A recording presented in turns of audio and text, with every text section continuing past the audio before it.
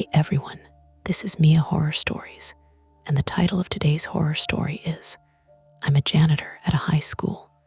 The hallways change at night. For your comfort, the screen will stay black throughout the video, so you can relax without strain and just focus on the story. Make sure you stick around until the end. Sometimes the last few moments are the ones that stay with you the longest. The first thing that told me something was off was the trash can. Not the smell, not the weight, just where it was. Westbridge High keeps identical gray Rubbermaid cans lined up like obedient soldiers outside the cafeteria after games. And I know their placement the way you know where the light switch is in your own kitchen. That one should have been flush against the beige cinder block wall under the no food or drink beyond this point sign, half a foot from the double doors. Instead, it sat 3 feet out, angled like someone had nudged it while carrying something bulky, then thought better of it and walked away. I stopped mid-step, my mop bucket squeaking as it rolled. The hallway lights were on their night schedule, every third fixture dimmed, the rest humming softly. The building smelled like floor wax and the faint, burned coffee aftertaste of the teacher's lounge. Somewhere down the C wing, a vending machine fan kicked on and off with a tired whir. It was explainable. It was nothing. It was the kind of thing a day custodian might do and forget. But I'm the night guy, and nobody else was supposed to be here. I nudged the can with my knee. It slid too easily, empty, no liner, no clatter. I leaned down and checked behind it, mostly out of habit. A single strip of painter's tape was stuck to the floor where the can normally sat, pale blue against the wax, like someone had marked the spot and then decided to break their own rule. I pulled it up. It came away clean, no dust, no grit stuck to the adhesive. Fresh. Okay, I said out loud, because talking makes a building feel less like it's listening. My name's Daniel Mercer. I'm 34, male, and I've been the night janitor at Westbridge High for 11 years, which sounds like a thing you end up doing by accident, but the truth is I picked it. Nights are quieter, fewer people, less pretending. You clock in, you do what's in front of you, you go home. I like work that has edges. What I don't like, what I've never liked, is not knowing who else is in the building with me. That's not a spooky movie fear. It's practical. You hear stories. A break-in. Kid hiding out. Somebody with nowhere else to go. Somebody with a key they shouldn't have. And I've had one too many nights where I thought I was alone and then heard a locker slam on the other side of the school. I rolled my cart forward, wheels clicking over the seam in the tile. My keys were warm in my pocket. My phone sat on the top shelf next to a half-used roll of trash liners and a bottle of neutral cleaner. The screen showed 9:47 p.m., no missed calls. I told myself I'd finish the cafeteria loop, then do the main office, then the gym bathrooms. Standard. Don't go looking for problems. Still, I found myself listening harder than usual, the way you listen when your neighbor's dog barks differently than normal. A soft scuff came from ahead, not quite a footstep, more like rubber on wax tile. I froze. Then it came again, 2 quick scrapes, and a faint metallic rattle like a chain brushing a locker. "Hello," I called. My voice bounced down the corridor and came back thinner. No answer. I pushed my cart to the side, keeping it between me and whatever was down there, and walked toward the cafeteria doors. The windows were black mirrors. My own reflection stared back, work shirt, dark pants, badge clipped at the waist, shoulders slightly hunched like I was trying to make myself smaller. From inside the cafeteria, A light flickered, not the overhead fluorescents. Those are either on or off. This was a pulse, low and blue-white, like a phone screen lighting someone's face. I didn't go in right away. I put my hand on the push bar and felt the cool metal under my palm, then waited, because part of me was hoping the light would vanish and I could decide I'd imagined it. It flickered again, then steadied. I pushed the door open. The cafeteria was huge in the daytime and weirdly intimate at night. Tables folded and stacked, chairs hanging upside down from the hooks so the floor could be buffed. The only light came from the far corner near the stage curtains, and it was exactly what I thought, a phone. A kid sat on the floor with his back against the wall, knees hugged to his chest, hoodie up, sneakers. A backpack slumped beside him like a tired dog. The phone glow made his face look too pale. He looked up fast, like he'd been caught stealing, and his eyes went wide. "Hey," I said, keeping my tone calm. "You're not supposed to be in here." He blinked. Sorry, I thought. I didn't know you were here." "I'm always here," I said before I could stop myself, and immediately regretted how it sounded. He flinched anyway. Up close, I could see he wasn't a student I recognized. Not one of the regulars who stays late for theater or robotics. His hoodie had a logo I didn't know. His hair was dark and damp at the edges like he'd been sweating under it. 15, maybe 16. "Name?" I asked. He hesitated, then said, "Evan." "Evan Larkin, 16, male." He said his last name after a beat, like he'd decided it was safer if I could identify him. His voice had that half-cracked teenage edge, trying to sound older than it is. "What are you doing here, Evan?" I asked. He glanced toward the doors like he expected someone else to come in behind me. "Waiting." "For who?" He swallowed. "My mom." I didn't believe him. Not because kids lie for fun, because they lie when telling the truth feels like handing you a sharp object. "Westbridge doesn't do late pickups at 10, I said. "If you miss the bus, you call. If you're locked out, you call. You can't just hang out." "I know," he said quickly. "I was leaving. My phone was dead earlier. It's charging now."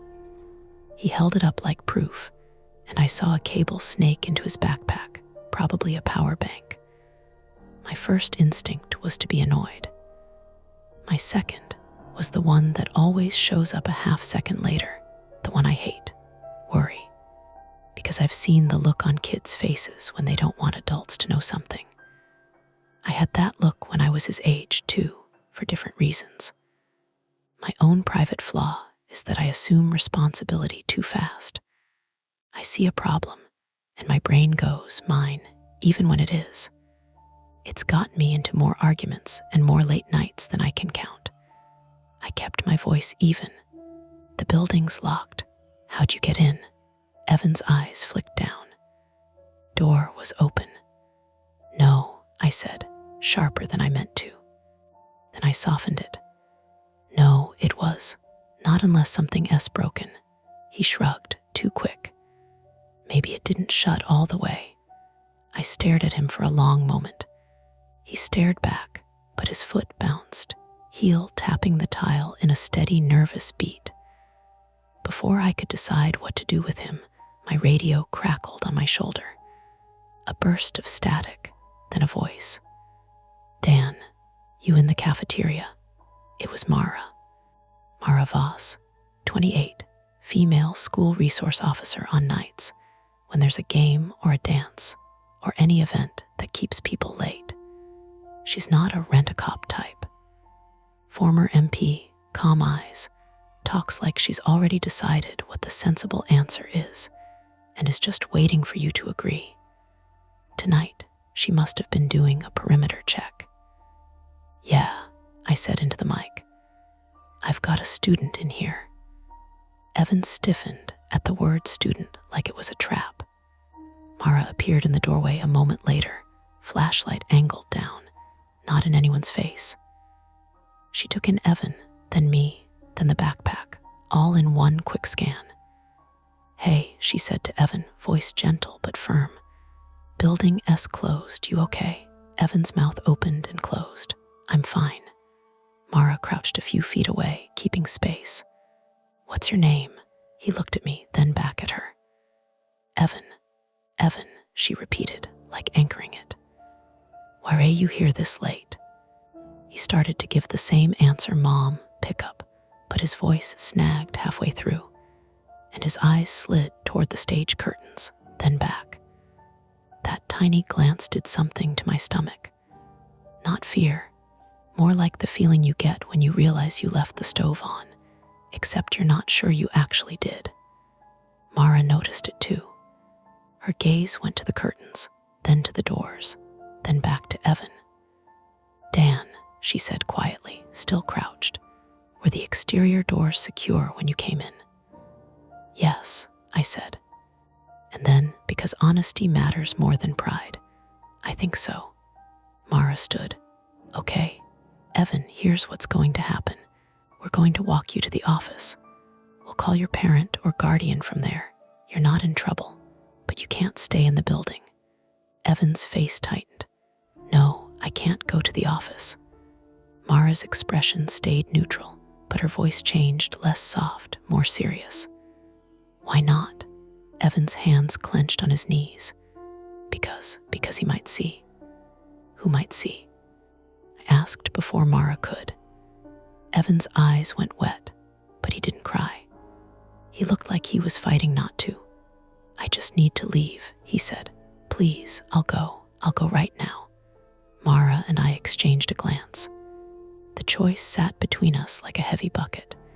Do we let him bolt into the night and hope he's fine? Or do we insist on procedure and risk whatever he's afraid of? Mara spoke first, carefully. "Evan, if there's someone here you're worried about, that's exactly why you come with us." Evan shook his head fast. "You don't understand. Maybe we didn't. But the painter's tape on the floor, the empty trash can moved out of place, the phone glow in a locked cafeteria." The way Evan kept glancing at the stage curtains like he expected something to move behind them. Mara's hand hovered near her radio. She didn't touch it yet. She looked at me. "Dan," she said low, "do you want to check the main doors while I stay with him?" And there it was, the nudge. Stay put and follow policy, or split up and start looking for what doesn't fit. I swallowed, feeling the weight of my keys in my pocket like a decision. "Yeah," I said, "I'll check." Evan's eyes snapped to mine, urgent. "Don't," he whispered. And I had to choose whether to listen to the kid I just met or trust the routine that had kept me safe for 11 years. I stepped back into the hallway and let the cafeteria door ease shut behind me, careful not to let it clang. The push bar clicked softly. The sound traveled farther than it should have in that long corridor, like the building had turned its volume up. Mara stayed inside with Evan. I could picture her already, hands visible, stance relaxed, keeping him talking without cornering him. She's good at that. I'm the one who makes things worse by asking the wrong question too fast.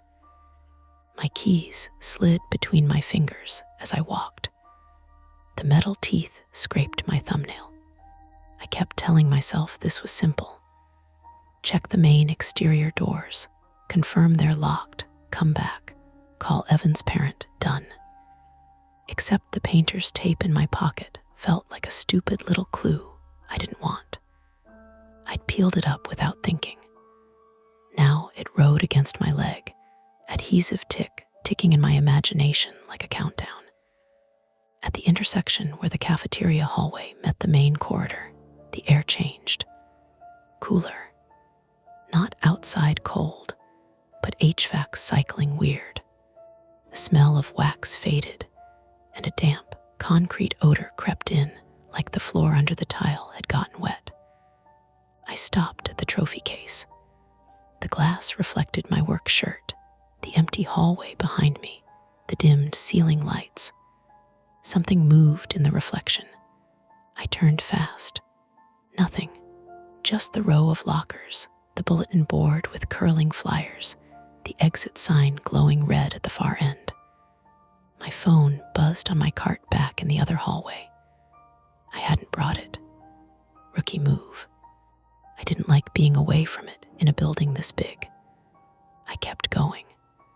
The main office sat at the front, behind a set of doors that were always locked after hours. I passed the administration wing, carpeted, quieter, the hum of lights muffled by acoustic tiles. The building sounded alive in small ways. A distant pipe ticking, the vending machine fan, the soft whine of an automatic air freshener in a bathroom I hadn't reached yet. Then came a new sound, thin, electronic, and out of place. A beeping. Not a phone ringtone. Not an alarm bell. More like a smoke detector with a low battery, but sharper and repeating with purpose. Beep, beep, beep. I followed it toward the front lobby. The lobby was where the big glass doors faced the parking lot, where parents normally dropped kids off in the morning. To the right was the security vestibule with the camera monitor, and the little office where the day SRO sat. To the left, a hallway that led to the auditorium and the gym. The beeping came from the security vestibule. The door was cracked open. That was wrong in a way that made my throat tighten. The vestibule is usually locked 2 doors, both requiring a badge. It's a simple system that makes everyone feel safer, even if it mostly works on people who aren't trying. I nudged the door wider with the edge of my shoe. The camera monitor glowed on the desk, showing black and white feeds of hallways and exterior angles. A small red icon flashed on the bottom of the screen. Next to it, the access control panel, usually silent, was blinking yellow, and the beeping came from it. I leaned in. The display read, "Door ajar, front east, 9:52 p.m. My brain tried to rearrange the words into something less serious. Door ajar could mean it didn't latch. Wind. A stuck strike plate. A kid shoved it too hard earlier and bent the frame. But it also could mean someone had opened it. The beeping continued. It wasn't loud, but it was persistent. The kind of sound that drills into you because it doesn't care if you're scared. I grabbed the radio mic. Mara, static, then her voice, "Go ahead. Access panel says front east door is ajar. Since 9:52. There was a pause, short but heavy. "I'm coming." "Stay with Evan," I said automatically. "I can bring him," she replied, clipped. "I'm not leaving a minor alone." I ran a hand over my face. "Okay, just keep him close." I looked at the camera feed labeled front east. The picture was grainy, the parking lot lights washing everything in a pale glow. I could see the doors from inside, and I could see the dark wedge between one of them and the frame. It was open, not wide, but open enough. A second later, the feed flickered, like the camera adjusted exposure. For a moment, something passed close to the lens, just a smear of darkness, then it was gone. Maybe a moth, maybe a raindrop, maybe my eyes trying to invent a story. But my body reacted like it was a person. I backed out of the vestibule and into the lobby, putting distance between myself and the monitors, like the screen could reach out and grab me. My pulse felt too loud in my ears. I should have waited for Mara. I knew that. She had training and a flashlight and a weapon, and the confidence of someone who doesn't second guess every sound. But my flaw, the one that always shows up, kicked in. That stupid urge to control the situation, to close the open door, to fix the thing before it gets bigger.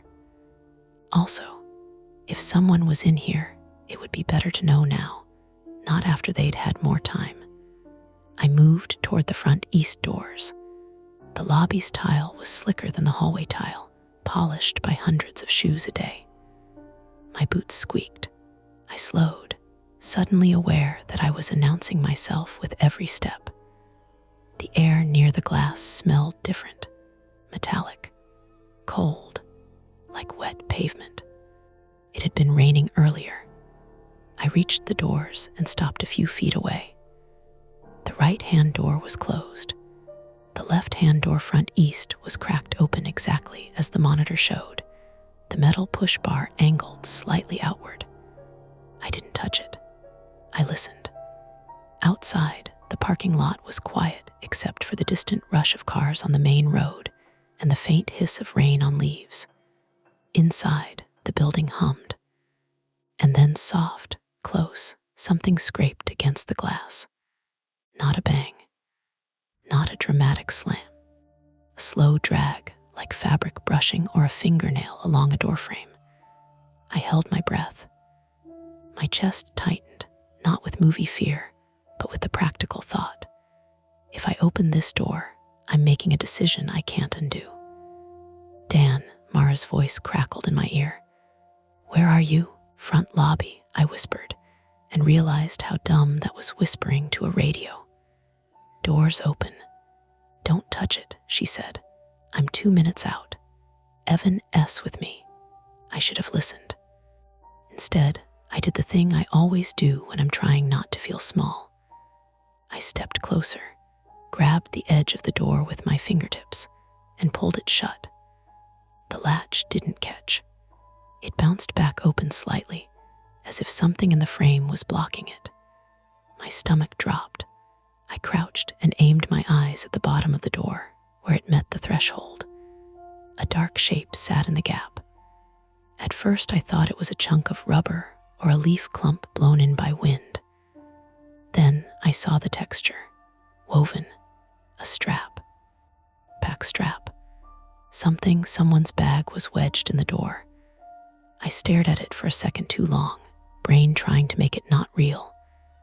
Then I reached down and pinched the strap between my fingers. It was wet, cold, not dripping, but damp like it had been outside. The fabric was a little gritty with parking lot dirt. I tugged. It didn't move, because it wasn't just a loose strap. It was attached to something heavier on the other side.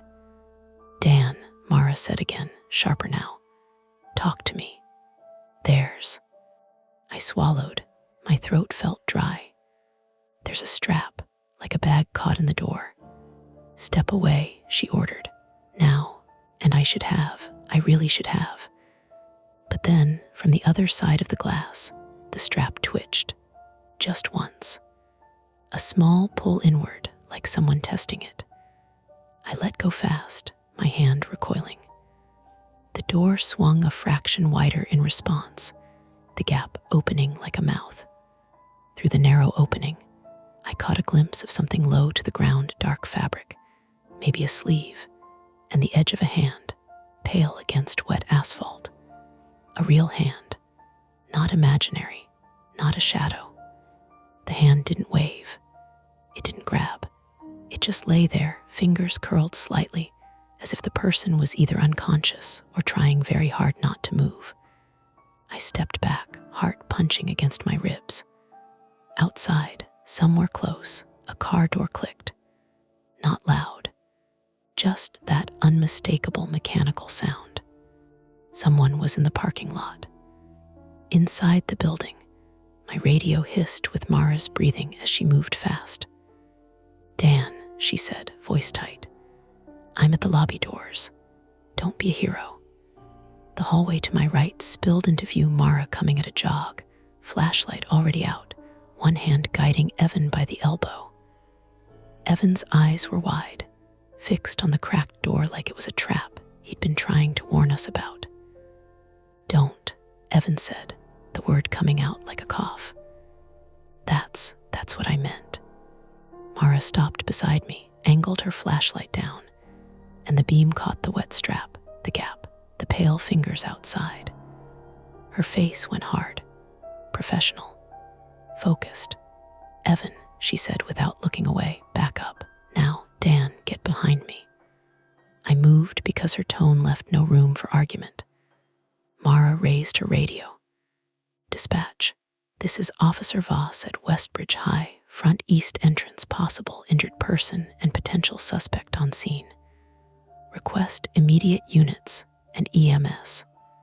Static. Then copy units en route. ETA 4 minutes. 4 minutes is a long time when you're staring at a door that won't close." Mara kept her flashlight steady. "Dan," she murmured, "did you touch anything?" "I tried to shut it," I admitted. Shame burned hot in my chest. "Okay," she said, not forgiving, not blaming, just cataloging. "Evan, how did you get in?" Evan's jaw trembled. "I didn't, I swear. I was here because..." He stopped, swallowed, and looked past us toward the dark corridor leading to the gym.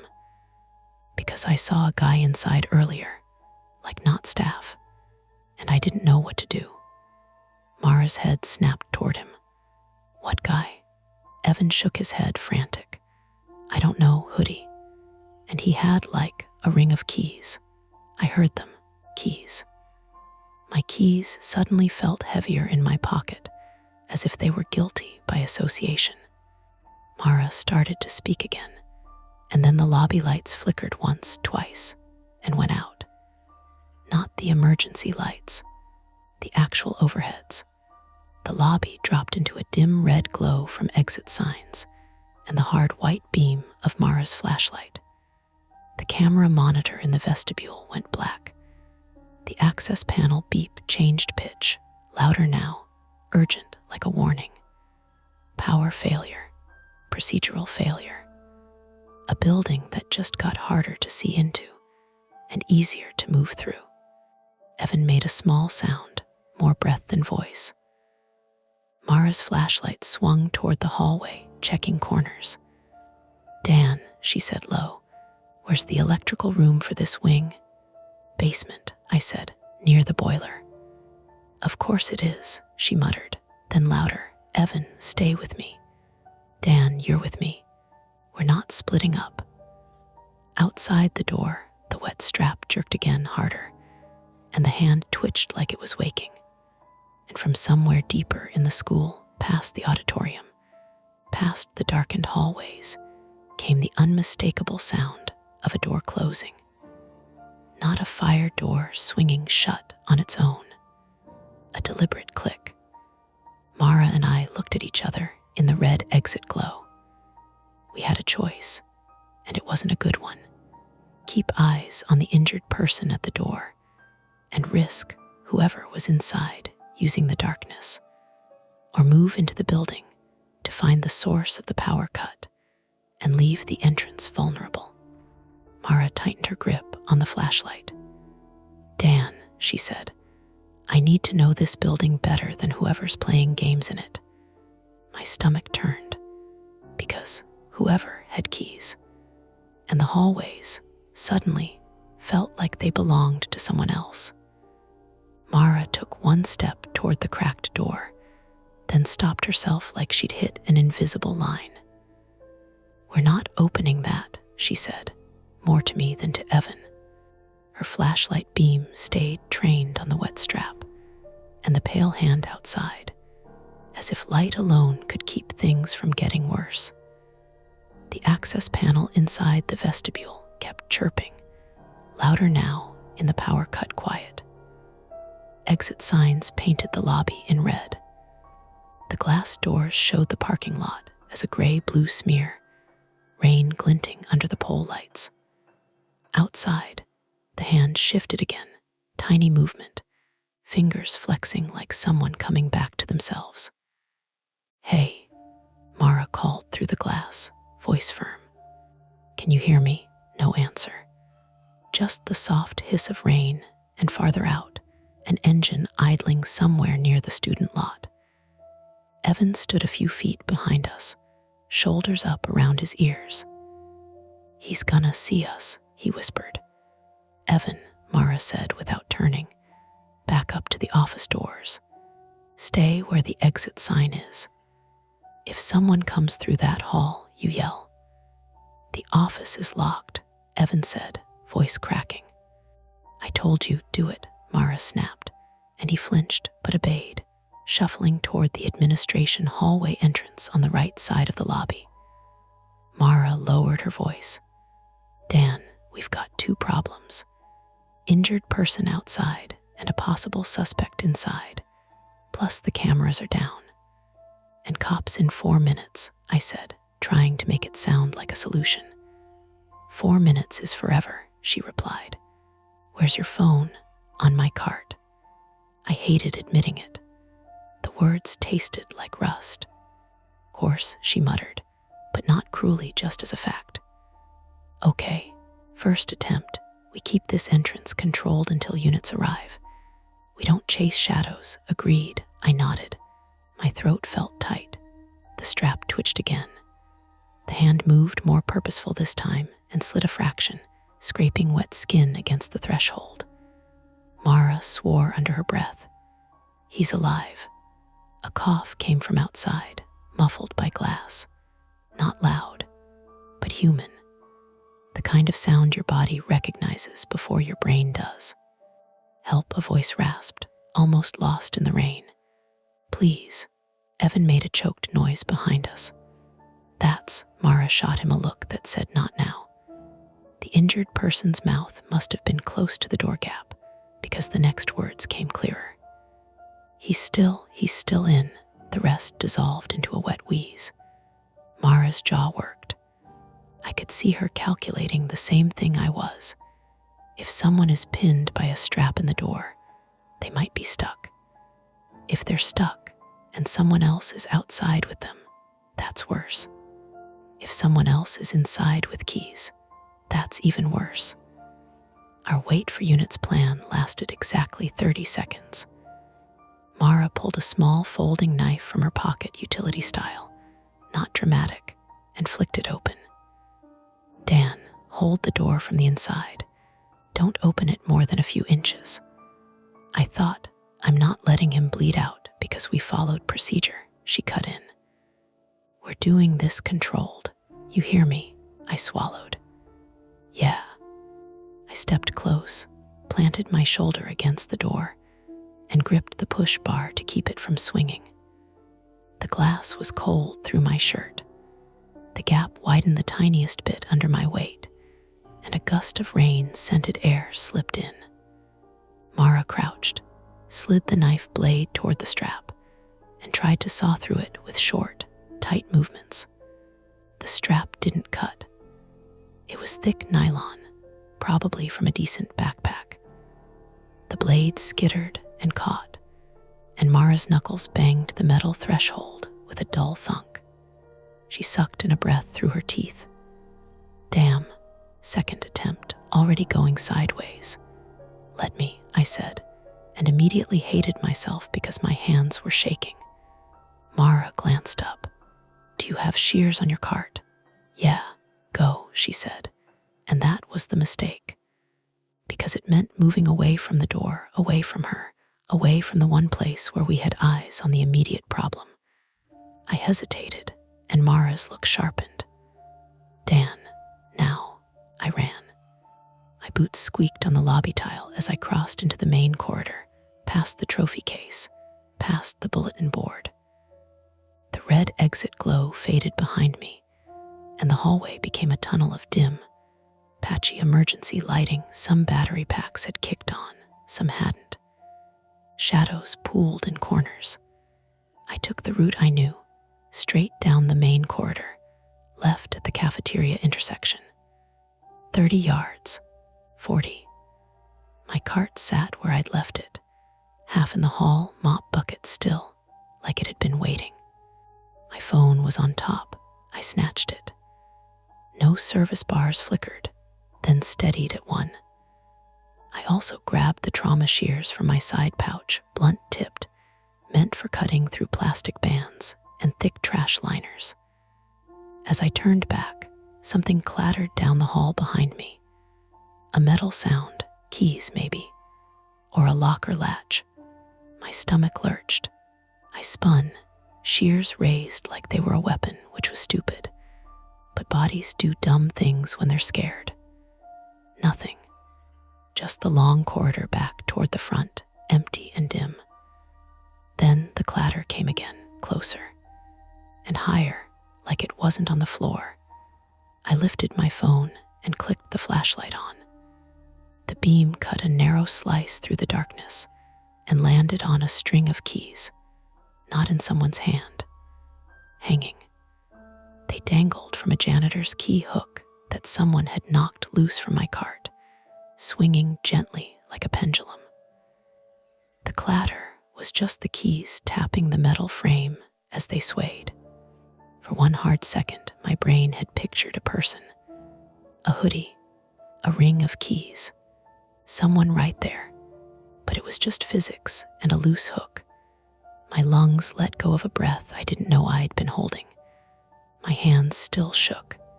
Misdirection, but explainable, my own nerves, a bumped cart, keys swinging. Still, the hook hadn't fallen off by itself. Someone had brushed past my cart. Or I had when I ran. I didn't have time to decide which. I jogged back toward the lobby, phone flashlight bobbing, shears cold in my grip. As I neared the front, I heard Mara's voice, sharp, urgent, and then a new sound that made my skin prickle, pounding on glass. Not frantic banging, controlled knocks. 3, then a pause, then 3 again. When I reached the lobby, Evan was no longer by the office hall. He was closer to Mara, crouched behind the lobby counter like he'd dropped to the floor. Mara stood at the front east door, flashlight angled outward. It was wider now, too wide. What happened? I asked, breathless. Mara didn't look away from the door. He grabbed the strap and pulled. The door opened more. I tried to hold it, and she cut herself off. We can't get the strap free. And someone's out there. The pounding came again. 3 knocks. Pause. 3 knocks. Outside, in the slice of Mara's beam, a figure stood just beyond the doorframe. Not close enough for us to see their face, just the outline of a hood and shoulders. Their hands were hidden. Police are coming, Mara called through the glass. Step away from the door. The figure didn't move. Instead, they tapped again, 3 knocks, deliberate. Then something slid into view at the bottom of the gap. A laminated hall pass, bright yellow like the ones the school uses. It scraped across the wet threshold and stopped halfway inside, pushed by unseen fingers. Evan made a small choking sound. That's Mr. Halloran's pass. Who? I whispered. Evan's eyes darted to me, wild. Assistant principal. He keeps those on his belt. Mara raised a hand, silencing him. Her focus stayed on the door, on the figure. Dan, she murmured, cut the strap. Now, we need to get the door shut. I dropped to my knees beside her. The strap was taut, pulled from outside. I slid the shears into the gap, feeling Rain's slick nylon, and clamped down hard. The blades bit, but not enough. The strap fibers stretched instead of snapping. I squeezed again, muscles in my forearm burning. A voice from outside, different from the injured man's, low and muffled. Open the door, not shouted, not panicked, like an order. Mara's flashlight flicked up, searching for a face, and in that moment the figure moved fast. A shoulder slammed into the door. The glass shuddered. The metal frame groaned. Mara staggered but held her footing. My shears slipped and pinched my finger. A sharp sting, then warmth. Dan, Mara snapped. I'm good, I lied, because there was no time to be anything else. I squeezed the shears again. The strap finally gave with a dull pop, severing with a spray of rainwater and frayed nylon. Mara shoved the door shut. This time the latch clicked. For half a second, the world felt like it had edges again. Then the access panel beeped once long, continuous, and went silent. I looked toward the vestibule. The control panel screen, which had been blinking, was now dark. Not just the lobby lights, the system itself had dropped. Dead. Mara tried her radio. "Dispatch, Westbridge, do you copy?" "Dispatch, only static." Evan stood up from his crouch, face pale in the red glow. "The doors," he said, voice thin. "When the power goes out, they don't lock right. My mom works, she used to work maintenance." "She said, Evan," Mara said, and her voice had a new edge of concern. "Tell me what you know." Evan swallowed. "They're fail-safe. Some of them. If the power's out too long, the mag locks release so people can exit." My stomach turned. So the doors could open. Mara's eyes narrowed, and she looked past me down the main corridor into the dim school. Because if the locks were releasing, the building wasn't sealed anymore. And from somewhere deep inside, down the hallway toward the gym and the auditorium, came the unmistakable sound of a heavy door unlatching. A slow metallic thunk, followed by footsteps, moving with purpose, heading toward us. Mara tightened her grip on the flashlight. "Back," she whispered. "Both of you. We're moving to the office now." "We can't," I started, remembering the locked doors. But she was already pushing us toward the administration wing. We took 3 steps, and the emergency lights in the main corridor flickered and went out entirely, leaving only the exit signs. Red islands in a black sea. Mara's flashlight beam became the only real light. Behind us, the front east door's push bar clicked softly, as if tested. Not opened, tested. Mara didn't turn around. She drove us forward, faster, toward the office doors, toward the one place with a solid barrier.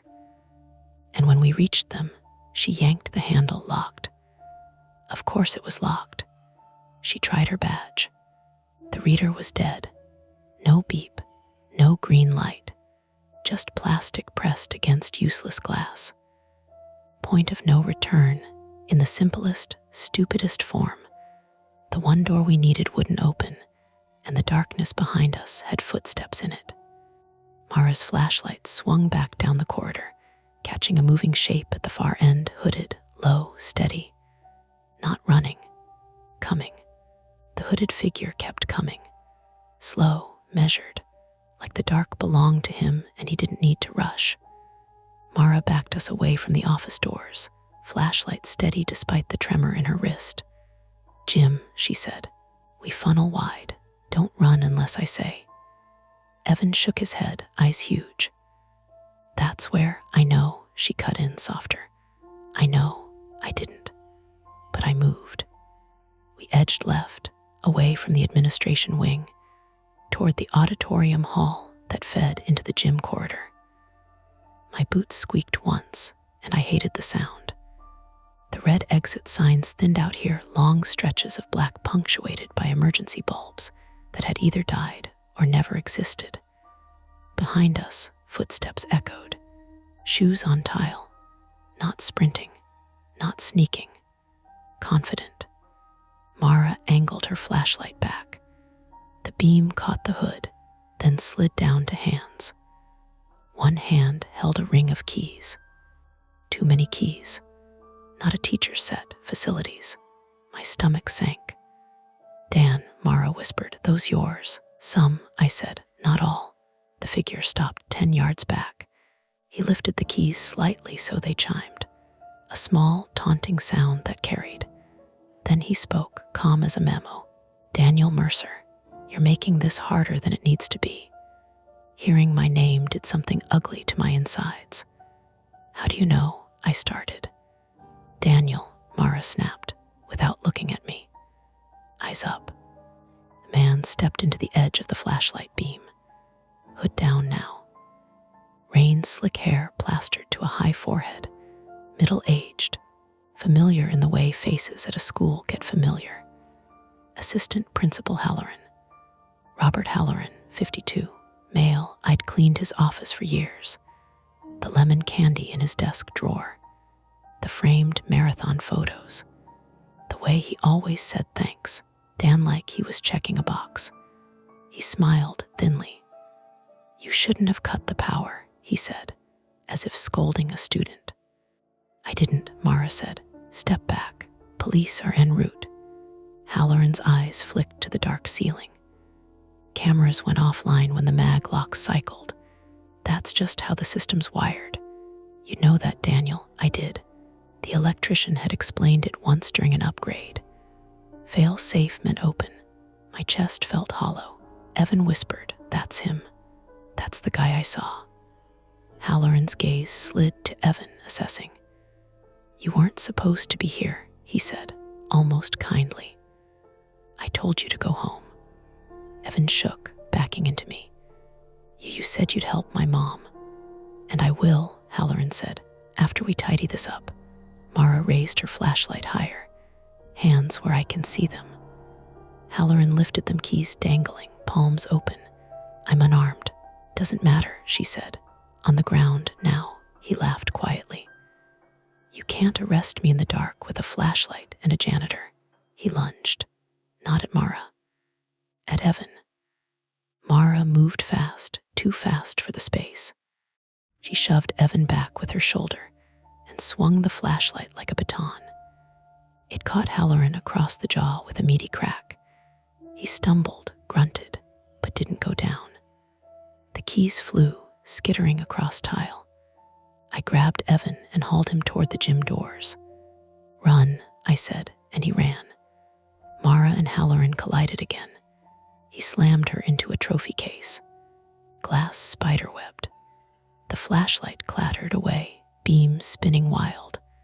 I saw my chance and hated that I saw it. I scooped the fallen keys. The ring was heavy, biting into my fingers. Halloran's keys. My keys. Power. I bolted for the gym. The gym doors were double-wide steel with push bars, usually unlocked during events.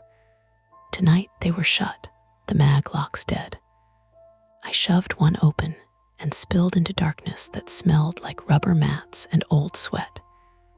Evan tripped over a bleacher support and went down hard. He cried out, clutching his ankle. "Stay," I said, already dragging a bleacher out. My arms screamed. Adrenaline lied about how strong I was. Reality corrected it. The bleacher scraped loud as hell. Footsteps pounded in the doorway. Mara burst in, breathing ragged, one hand pressed to her ribs. Blood streaked her temple where glass had kissed skin. She shoved the door closed and rammed the push bar with her shoulder. "Lock it," she gasped. "I can't," I said. "Mag's dead."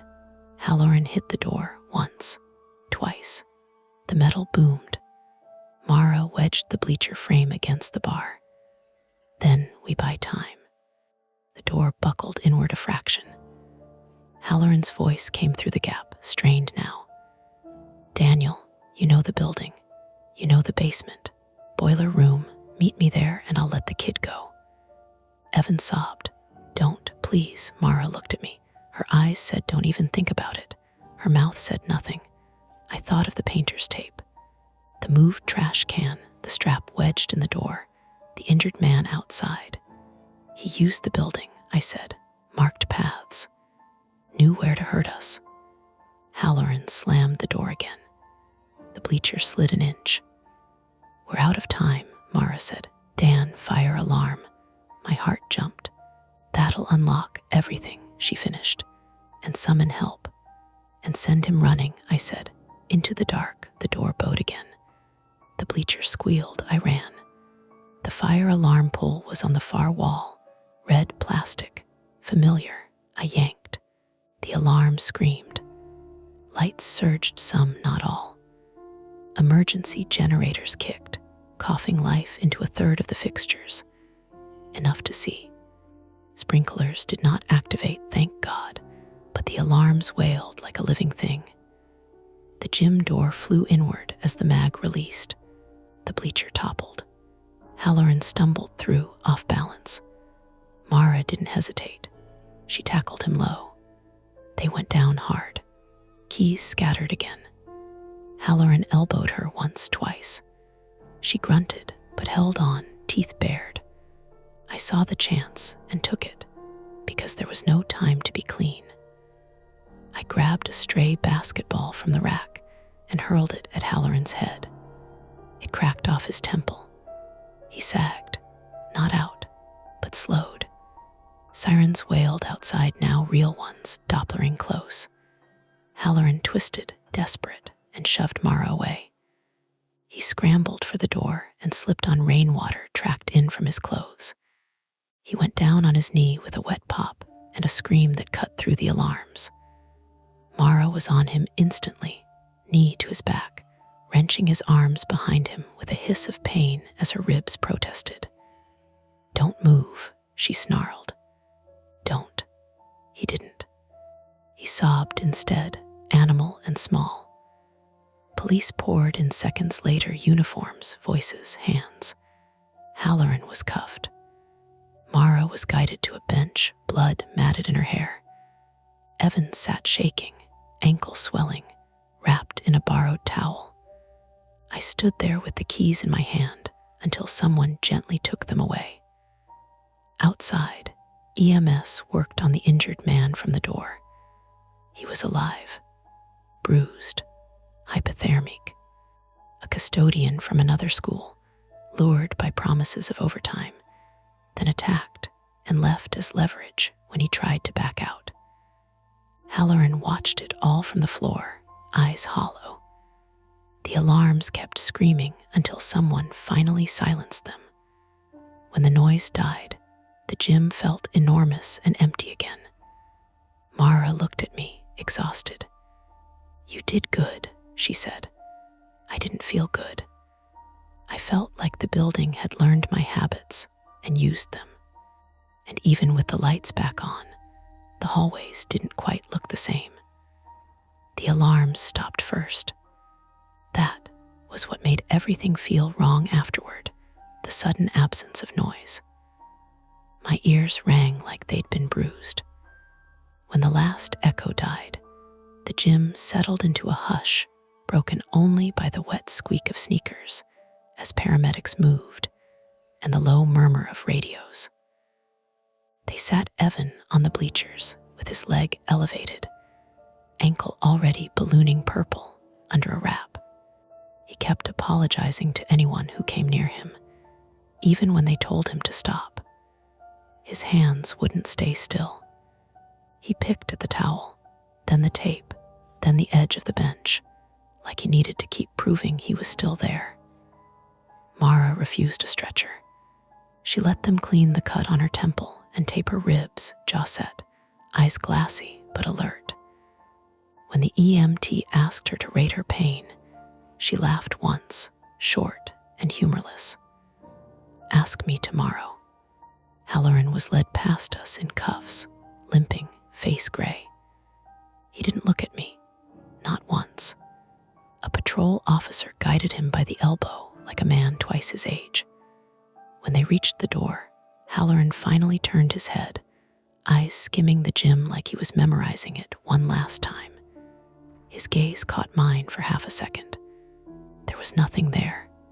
No apology, no anger, just the look of someone who has already started building a story where this makes sense. Outside, the rain had tapered to a mist. Red and blue lights painted the wet asphalt. The injured custodian Mark, I learned later, was loaded into an ambulance, oxygen mask fogging with each breath. A detective spoke softly to him, leaning close so Mark wouldn't have to strain. Mark nodded once, eyes fluttering shut as the doors closed.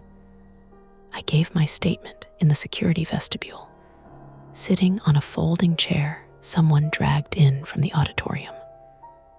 A detective with tired eyes asked me to start at the beginning. Told him about the trash can, the tape, the door, the strap.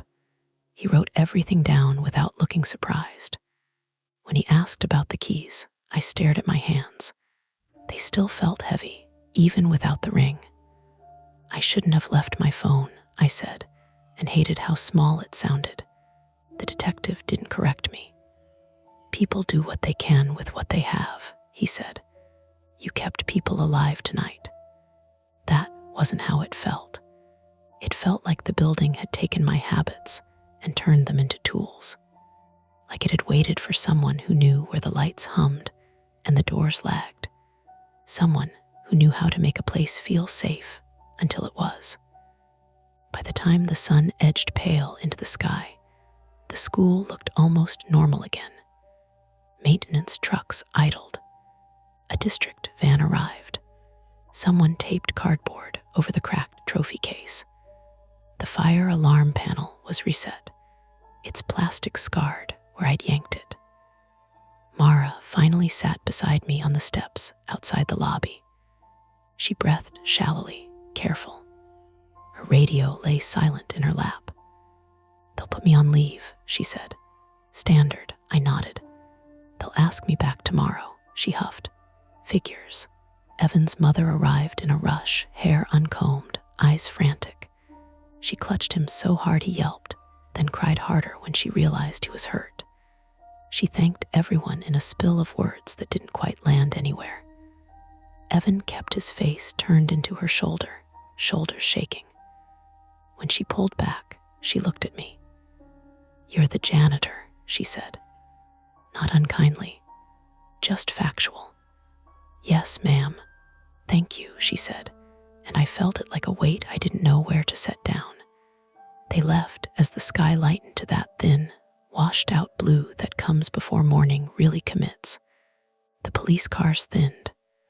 The lights went off. The school exhaled. I stayed. Someone had to mop the rain tracked across the lobby. Someone had to set the bleachers back and tape off the broken glass. Someone had to put the chairs right. It's easier to clean when you're tired enough not to think.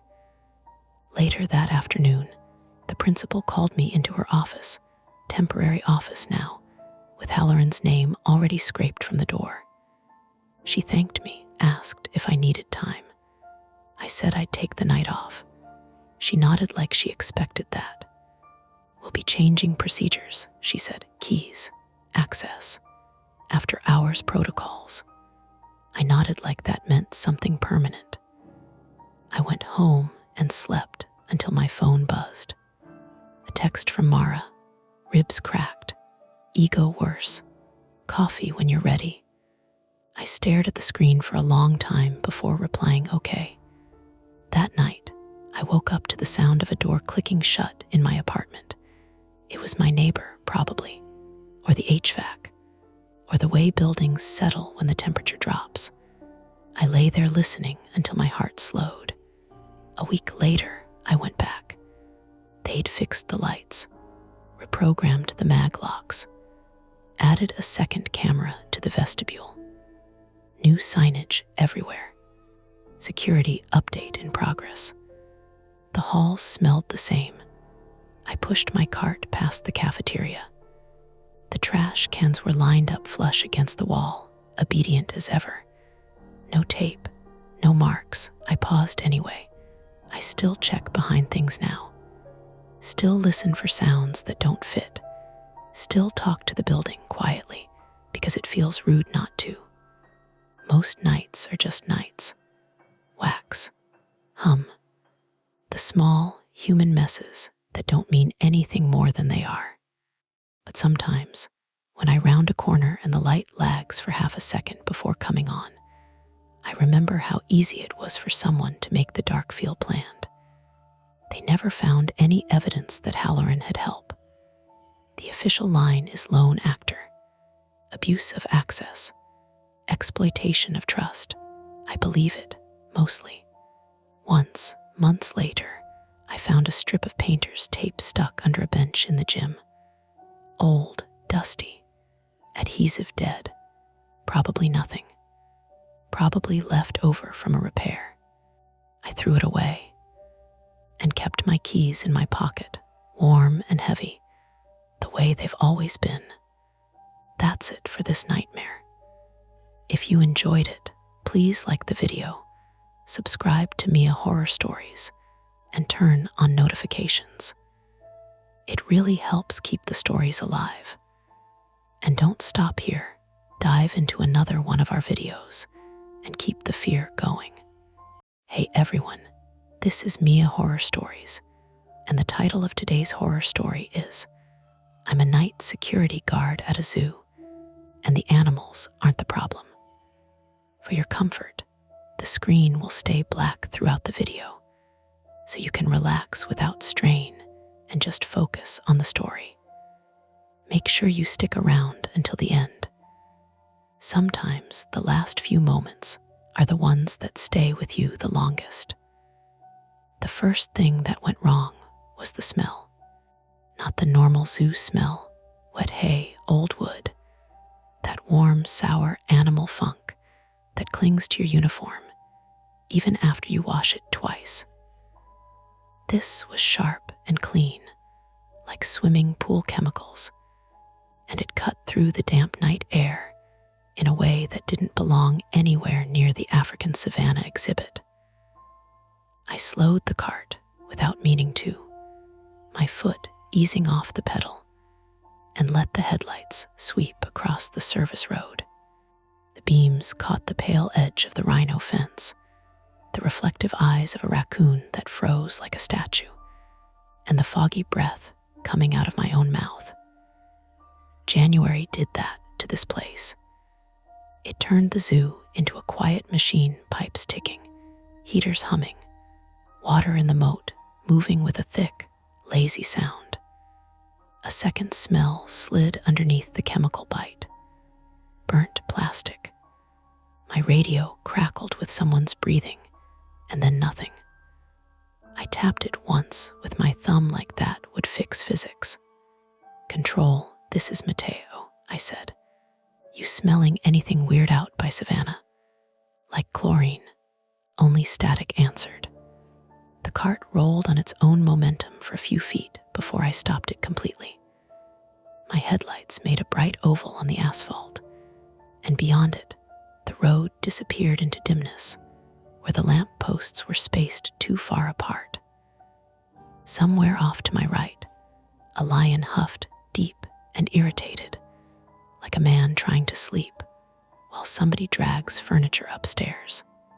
I got out, and the cold immediately found the soft spots in my uniform, crawling up my sleeves, into the gap at my collar. The zoo at night is never truly quiet, but it's different from the daytime noise. Daytime is 100 little sounds. Night is fewer, bigger ones. A heater cycling on, a chain shifting, an animal turning its body in straw. And if you listen hard enough, the thin electric whine of the perimeter fence in the distance. I stood there with my flashlight in my hand and did the thing I always do when something feels off. I named what it could be. Maintenance spilled bleach. Somebody pressure washed a holding pen earlier and left the drain open. A broken pipe, a trash fire, a prank, a stupid, ordinary reason. Then I saw the foam. At the edge of the road, where the gravel shoulder met a shallow drainage ditch, there was a line of white bubbles clinging to dead leaves like shaving cream. It wasn't a lot. It didn't look dramatic. It looked deliberate somehow, because it was too clean for this place. My flashlight beam trembled a little. Not because I was scared, because my hand was cold, and I'd had too much coffee. Okay, I muttered to myself, like the zoo could hear me and had to justify its behavior. Okay, I'm Mateo Alvarez, 29, male, and I work nights because I tell myself I'm the kind of person who can handle nights. The truth is I took the job because it was stable, union, and it came with health insurance that actually covers therapy if you jump through enough hoops. Nights also mean fewer people, fewer conversations, fewer chances to say the wrong thing and have someone's face tighten like you stepped on their foot. I shined the light along the ditch. The foam line continued, irregular, like it had traveled with water. It disappeared under a culvert pipe that ran beneath the service road and came out on the other side, where the ground sloped down toward the back of house area, feeding kitchen, veterinary clinic, maintenance bays. The side the public never sees, the side with real locks. My radio stayed dead. I tried my phone. No signal. Not unusual.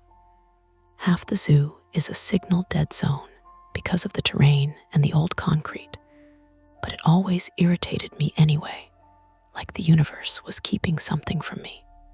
Behind me, the lion huffed again. And then, faintly, a different sound, metal tapping metal. 3 quick taps, a pause, then 2 more, not the fence, not a heater, too precise. I turned my head slowly, flashlight sweeping, and caught movement near the service gate that led to the Savannah staff entrance. The gate was chain link with a padlock. The lock wasn't swinging. The gate wasn't open. The movement was a person, just a silhouette for a second between lamplight pools, hood up, hands near their chest. They moved like they knew exactly where they were going. My brain did that weird thing where it tried to make the person into someone I knew. A zookeeper, maintenance, a cop on a walk through. But the zoo is bureaucratic about nights. You don't just wander here after hours unless you have a badge and a reason. I raised my flashlight and clicked it to its brightest setting. The beam snapped out across the road. "Hey," I called, voice louder than I meant. It bounced off concrete and came back at me thinner. "This area's closed. You need to," the figure froze. The hood turned slightly in my direction, as if they were squinting against the light. I couldn't see their face. Then they did something that made my stomach tighten in a practical way. They didn't run. They backed up 1 step, careful, like they didn't want to trip, like they didn't want to make noise. I walked forward, keeping distance, trying to remember training. Don't chase. Don't escalate. Talk calm. Get a description. Call police if needed. Maintain line of sight.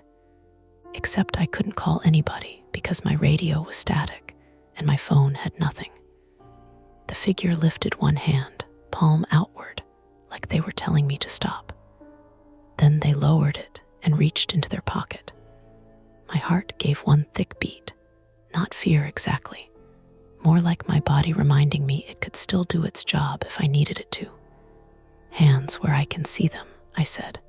I hated how it came out. Too cop-like, too TV. But it was what my mouth chose. The figure paused. Their shoulders rose and fell once, slow. Then they pulled something out. A key ring. They held it up, letting it catch my flashlight beam. A cluster of brass keys and a plastic fob, white, rectangular, the kind we use for access control doors. They shook it once. Soft jingle. My brain recalibrated, annoyed at itself. "Who are you?" I demanded, still not moving closer. "Why are you out here?" The hood came down just enough for me to see the face in partial light. Pale skin, flushed from cold. Eyes that looked irritated rather than frightened. "I'm not here to steal your penguins," they said, voice tight. Female. American accent, Midwest maybe. My badge isn't working, and she cut herself off, looking past me toward the ditch. "Are you alone?" That question landed wrong. Not because it was creepy, because it was sensible. "Who are you?" I repeated. She hesitated like she was deciding what version of the truth would get her the least resistance. "My name's Lauren Park," she said, 34, female. "I'm on the facilities team." I got called in. Facilities team. That could fit. They do come in for alarms, pipes, HVAC, anything that could kill an animal by morning. But I'd never seen her before, and I'd worked here long enough to recognize the night call people by their gait alone. Called in by who? I asked. Lauren's jaw worked as if she were chewing something invisible. Control. At least, she glanced at my radio clipped to my shoulder. Are they answering you? No, I said. Radio's dead. Phone's dead. Mine too. She said it quickly, like she wanted me to know we were in the same problem together. There's something off with the network. I was in the admin lot, and the gate keycard reader just blinked. Then everything blinked, like the whole place hiccuped. She spoke. The lion huffed again, and this time it sounded closer, sharper. Not a roar, a warning. The big cat version of clearing your throat before you say something important. Lauren looked toward the exhibit, eyes narrowing. They're restless. They're always restless at night, I said, though I wasn't sure I believed myself. I made myself take in details. Lauren wore a dark parka with a zoo logo patch half hidden by the strap of a tool bag. Boots with mud in the treads. No smell of cigarettes or alcohol. Hands a little shaky from cold, not from adrenaline. I'm Mateo, I said, because names matter when you're deciding if someone is a real person. Security, night shift. Okay, Lauren breathed. Okay, good. So you're not some guy. Some guy, I echoed. She looked embarrassed for half a second, and then that vanished under urgency. I got a call about a water line. Something about pressure dropping near Savannah and the vet clinic. Then control stopped responding. I tried the main gate, and she held up her key ring again. Reader's dead. I walked in through the pedestrian emergency exit. It was propped. That snapped my attention. Propped how? Like someone shoved a rock in it, she said, like they wanted it open. The tapping sound came again. Metal on metal, closer now. Not from the exhibit, from the direction of the maintenance bays. Lauren heard it too. I saw it in the way her eyes shifted. What is that? She whispered, like whispering would keep it from noticing us. I don't know, I said, and I meant it. Here's my flaw, the thing I don't tell people. When something feels wrong, my instinct is to solve it fast so I can stop feeling it. I rush. I skip steps. I tell myself it's efficiency, that it's bravery, but really it's impatience with my own fear. That's how I got a concussion 2 years ago, stepping into a dark stairwell before backup arrived, because I convinced myself it was probably nothing. It wasn't nothing. It was a teenager on drugs who swung a metal pipe. I still remember the taste of blood and pennies in my mouth, and the way the world narrowed into a tunnel for a few seconds like someone pinched it. I didn't want to do that again, but I also didn't want to stand in a road with dead radios while some guy, as Lauren put it, moved around inside the zoo. Lauren shifted her weight, tool bag creaking. We should go to the control room, she said. Get landline. Cameras. The control room was on the other side of the zoo, near admissions. A long drive, even in the cart. And if someone was already inside, leaving the back of house area unattended felt like turning your back on a kitchen fire because you'd rather check the smoke alarm. Or maybe that was my brain doing its old trick again, picking the more immediate problem because it made me feel useful. I looked down at the foam in the ditch, then up toward the maintenance bays where the tapping came from, then back at Lauren. We have 2 options, I said.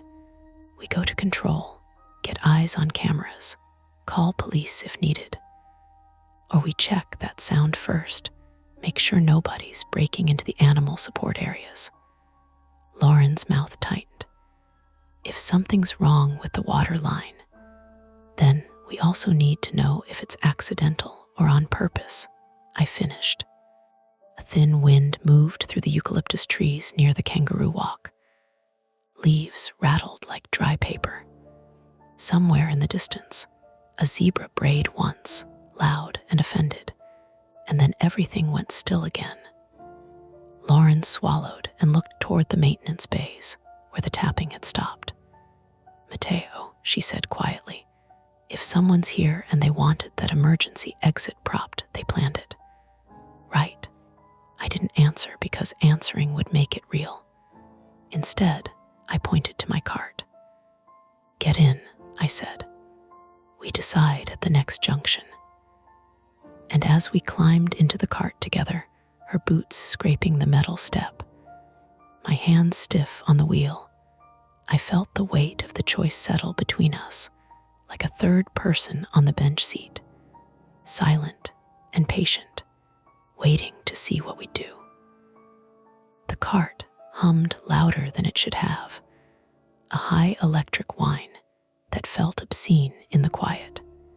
I kept it slow, headlights off now, letting the sodium lamps do the work as we rolled past the darkened giraffe barn and toward the maintenance spur. Lauren held onto the side rail with one hand, the other hovering near her radio like she could will it back to life. Every few seconds, she glanced over her shoulder, checking the empty road behind us. Next junction, she said. Left takes us to the vet clinic. Right goes to maintenance. I know, I said, a little sharper than I meant. I did know. I'd driven this loop 1,000 times. Muscle memory was already pulling the wheel right. The tapping came again. Closer now. 3 quick strikes, a pause, then one longer scrape, like someone dragging a tool along a railing. Lauren flinched. That's not an animal. No, I agreed. We reached the junction. I stopped the cart. The engine whine cut out, and the silence rushed in to fill the space like water. The maintenance bays sat maybe 80 yards ahead, squat concrete buildings with roll-up doors and narrow windows set high, most of them dark. One bay had a light on inside, fluorescent, flickering just enough to be annoying. To the left, the vet clinic glowed softly, backup generators keeping essential systems alive. The place where you go when something's already wrong. Lauren exhaled through her nose. If that water line ruptures, we've got a bigger problem than some guy with a wrench, she said. Pressure drop near the clinic means sterilization, animal care. I know, I said again, quieter this time. But if someone's actively messing with things, she looked at me then, really looked. You don't want to wait, she said, not accusing, observant. I hated that she saw it so easily. Last time I waited, someone got hurt, I said before I could stop myself. It felt stupid, saying it out loud, like I was justifying a bad habit with a sad story. Lauren nodded once, like she filed it away. Okay, she said, then we do this smart. We got out of the cart together. The cold bit harder now, creeping up from the asphalt through my boots. I adjusted my flashlight grip, thumb hovering over the strobe setting I hoped I wouldn't need. As we walked, the smell got stronger. Chlorine, yes, but also something oily, metallic. The air near the maintenance bay felt damp, like standing near an open fridge. The tapping stopped. That was worse. We reached the door with the light on. It was half open, the roll-up door frozen mid-lift like it had lost power at the worst possible moment. A wet trail led from inside out onto the concrete apron, reflecting the flickering light. Lauren crouched, fingers hovering over the puddle without touching it. That's not clean water, she murmured. Too slick. Chemical storage, I asked. Some, she said. Mostly cleaning agents. But nothing should be leaking like this. I edged closer to the doorway, peering in. The bay was a mess. Tool carts shoved aside. A hose snaked across the floor, still dribbling from a split near the coupling. Water pooled around a floor drain that was clearly overwhelmed, foam collecting at the edges. And in the middle of it all, the main electrical panel door hung open, its guts exposed. Lauren swore under her breath. This is deliberate. As if on cue, the overhead lights flickered harder. Once, twice. Then they went out completely. Darkness slammed down, thick and immediate. My flashlight snapped on, beam cutting through the dark. Lauren's phone lit up too, its weak LED making her face look washed out and tired. From somewhere deeper in the building came a new sound, a low, insistent beep. Lauren's head whipped toward it. "That's an alarm," she said. "Pressure or flow sensor." The beep sped up. "What happens if it hits threshold?" I asked. She didn't answer right away, which was answer enough. "It trips a safety shutdown," she said finally. "Kills power to affected zones to prevent contamination." "Which zones?" she swallowed. "Depends how far it propagates." The beep turned into a shrill, continuous tone. The ground vibrated under our feet as something heavy kicked on, and then off again, like a generator trying and failing to catch. In the distance, an animal screamed. Not a roar, not a call. A panicked, high-pitched sound that cut through me like a blade. It echoed off concrete, and then fractured into a dozen other noises as different exhibits reacted. Lauren's shoulders slumped for half a second. Then she straightened, all business. "We need to isolate the line," she said. "Now, or this cascades." "How?" I asked. She pointed toward the back of the bay. "Manual shutoff. Old school." But she hesitated. "It's past the panel. Past the exposed electrical panel. Past the standing water." My brain immediately built a worst-case scenario and shoved it at me like a bad photo. Me stepping into the puddle. Electricity finding the shortest path. Another ambulance ride. Another hospital ceiling. Lauren saw my hesitation and misread it. "I can do it," she said quickly. "I know where it is. And I'm not letting you walk into that alone," I shot back. We argued in whispers for 10 seconds that felt like a minute. Her saying time mattered. Me saying safety mattered. Both of us lying a little. The alarm tone cut out abruptly. For a heartbeat, there was nothing. Then the emergency lighting kicked on, bathing the bay in a dim red glow. Lauren stared at the lights. "That's not good. What now?" I asked. "Now the system thinks it's protecting itself," she said, "which means it just shut down more than we wanted." As if to underline her point, my radio crackled to life. "Any unit, report." The voice was distorted, stretched thin, but I recognized it. Control. Loss of power in multiple zones. Animal support systems affected. Repeat. I grabbed the radio. "Control. This is Mateo at Maintenance Bay 3. We have a deliberate breach, water line compromised, possible intruder." Static chewed on my words then. "Mateo, copy, police notified, ETA unknown, maintain safety, do not." The transmission cut. Lauren let out a shaky laugh that wasn't funny. "Unknown ETA," she repeated. "Great." Another sound joined the chaos. Not from inside the bay. From outside. Metal on metal, closer, faster. Like someone running a tool along the fencing. I moved to the doorway, flashlight sweeping. The beam caught the service yard fence 20 yards away, and a section of it sagging, freshly cut wire curling like broken teeth. A shadow moved beyond it, purposeful, unhurried. "Lauren," I said quietly, "we're not alone." She followed my gaze. Her face went pale under the red lights. "They're heading toward the clinic, she whispered. If they breach that, a loud crack echoed as the fence gave way completely. My radio crackled again, then went dead for good. I felt that old urge rise up, hot and insistent. Go, now, fix it, stop it. Lauren grabbed my sleeve. Mateo, she said, voice steady despite everything. If you chase them, that line stays open. Animals get hurt, people get hurt. And if we stay, I said, eyes locked on the dark beyond the fence, they get inside.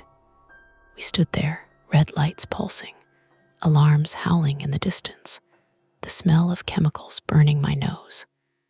2 problems, both urgent, both bad, and we could only choose one. Lauren was right. If I chased the shadow past the cut fence, the line stayed open and the shutdown spread. But if we stayed to fix the leak, we were letting someone walk deeper into the zoo with a head start and a plan. My body wanted one clean problem at a time. Real life doesn't give you that. Okay, I said, forcing my voice to stay level. We do both badly. Lauren blinked. That's comforting. I go after the fence line just enough to see where they're heading. You don't go alone into that water. We isolate the valve together. Then we move. She looked like she wanted to argue. Then the distant alarm in another building changed pitch lower, more urgent, and she nodded once. 2 minutes, she said. If you're not back in 2, I'm not waiting. I didn't like the way she said it, like she'd already rehearsed leaving me behind. I stepped outside the bay into the service yard. The air felt colder here, open and exposed, and the zoo's usual night soundtrack had been replaced by agitation, thumps from enclosures, birds calling sharp, and confused from the aviary area, the occasional metallic bang as something in the infrastructure cycled and failed. The cut fence sagged inward, a dark mouth. My flashlight beam skimmed the wire ends. Fresh, shiny. I crouched and looked at the ground. Wet patches, mud scuffed, a faint trail where something dragged, maybe the cut section of fence, maybe a tool bag, and footprints. Work boots, not sneakers, deep tread, facilities boots, like Lauren's. My skin prickled with a sudden suspicion that wasn't fair, but it landed anyway. She could be lying. She could be in on it. She knew the layout. She knew where the valves were. Then my light caught something else. A small rectangle of white plastic near the fence base, half buried in wet leaves. An access fob. The same kind Lauren had shown me. I picked it up, thumb wiping grime away. It had a zoo logo and a name printed in faded black. Not Lauren, E. Donnelly. I didn't recognize it, but I also didn't recognize half the day staff. I stood, scanning the service road beyond the fence. The road ran downhill toward the vet clinic and the animal kitchen, then curved left toward the quarantine building. To the right, it led toward the big cat service corridor, and eventually the main perimeter. My flashlight swept and caught a figure far ahead, just a glimpse ducking behind a dumpster near the animal kitchen loading dock. I started forward without thinking, and then I forced myself to stop. Mateo, I told myself, don't, not alone, not like last time. I backed up, returned to the maintenance bay door, and checked my watch.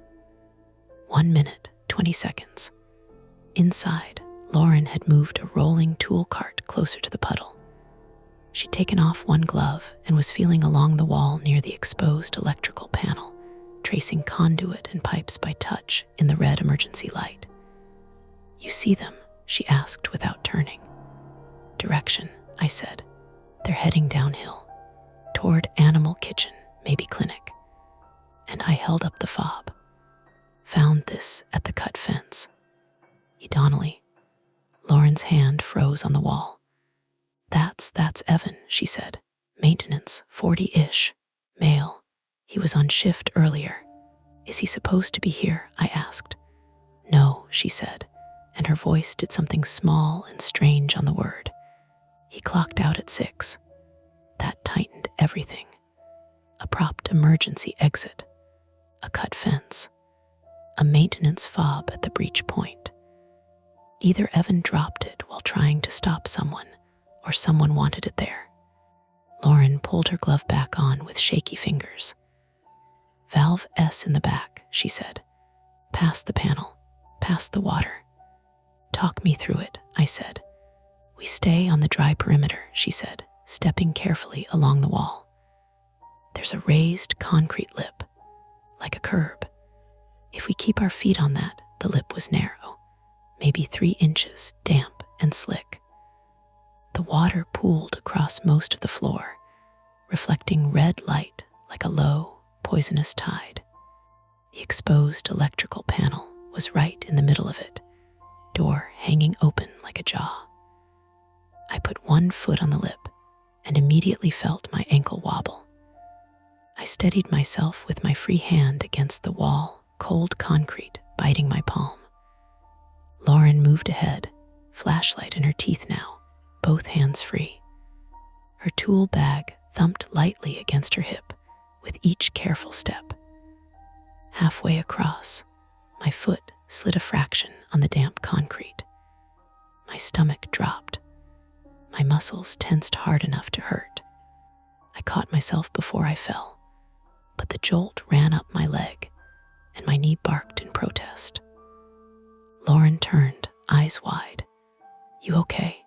Fine, I lied, breathing harder now, heart hammering from a near miss that shouldn't have been dramatic, but felt like it.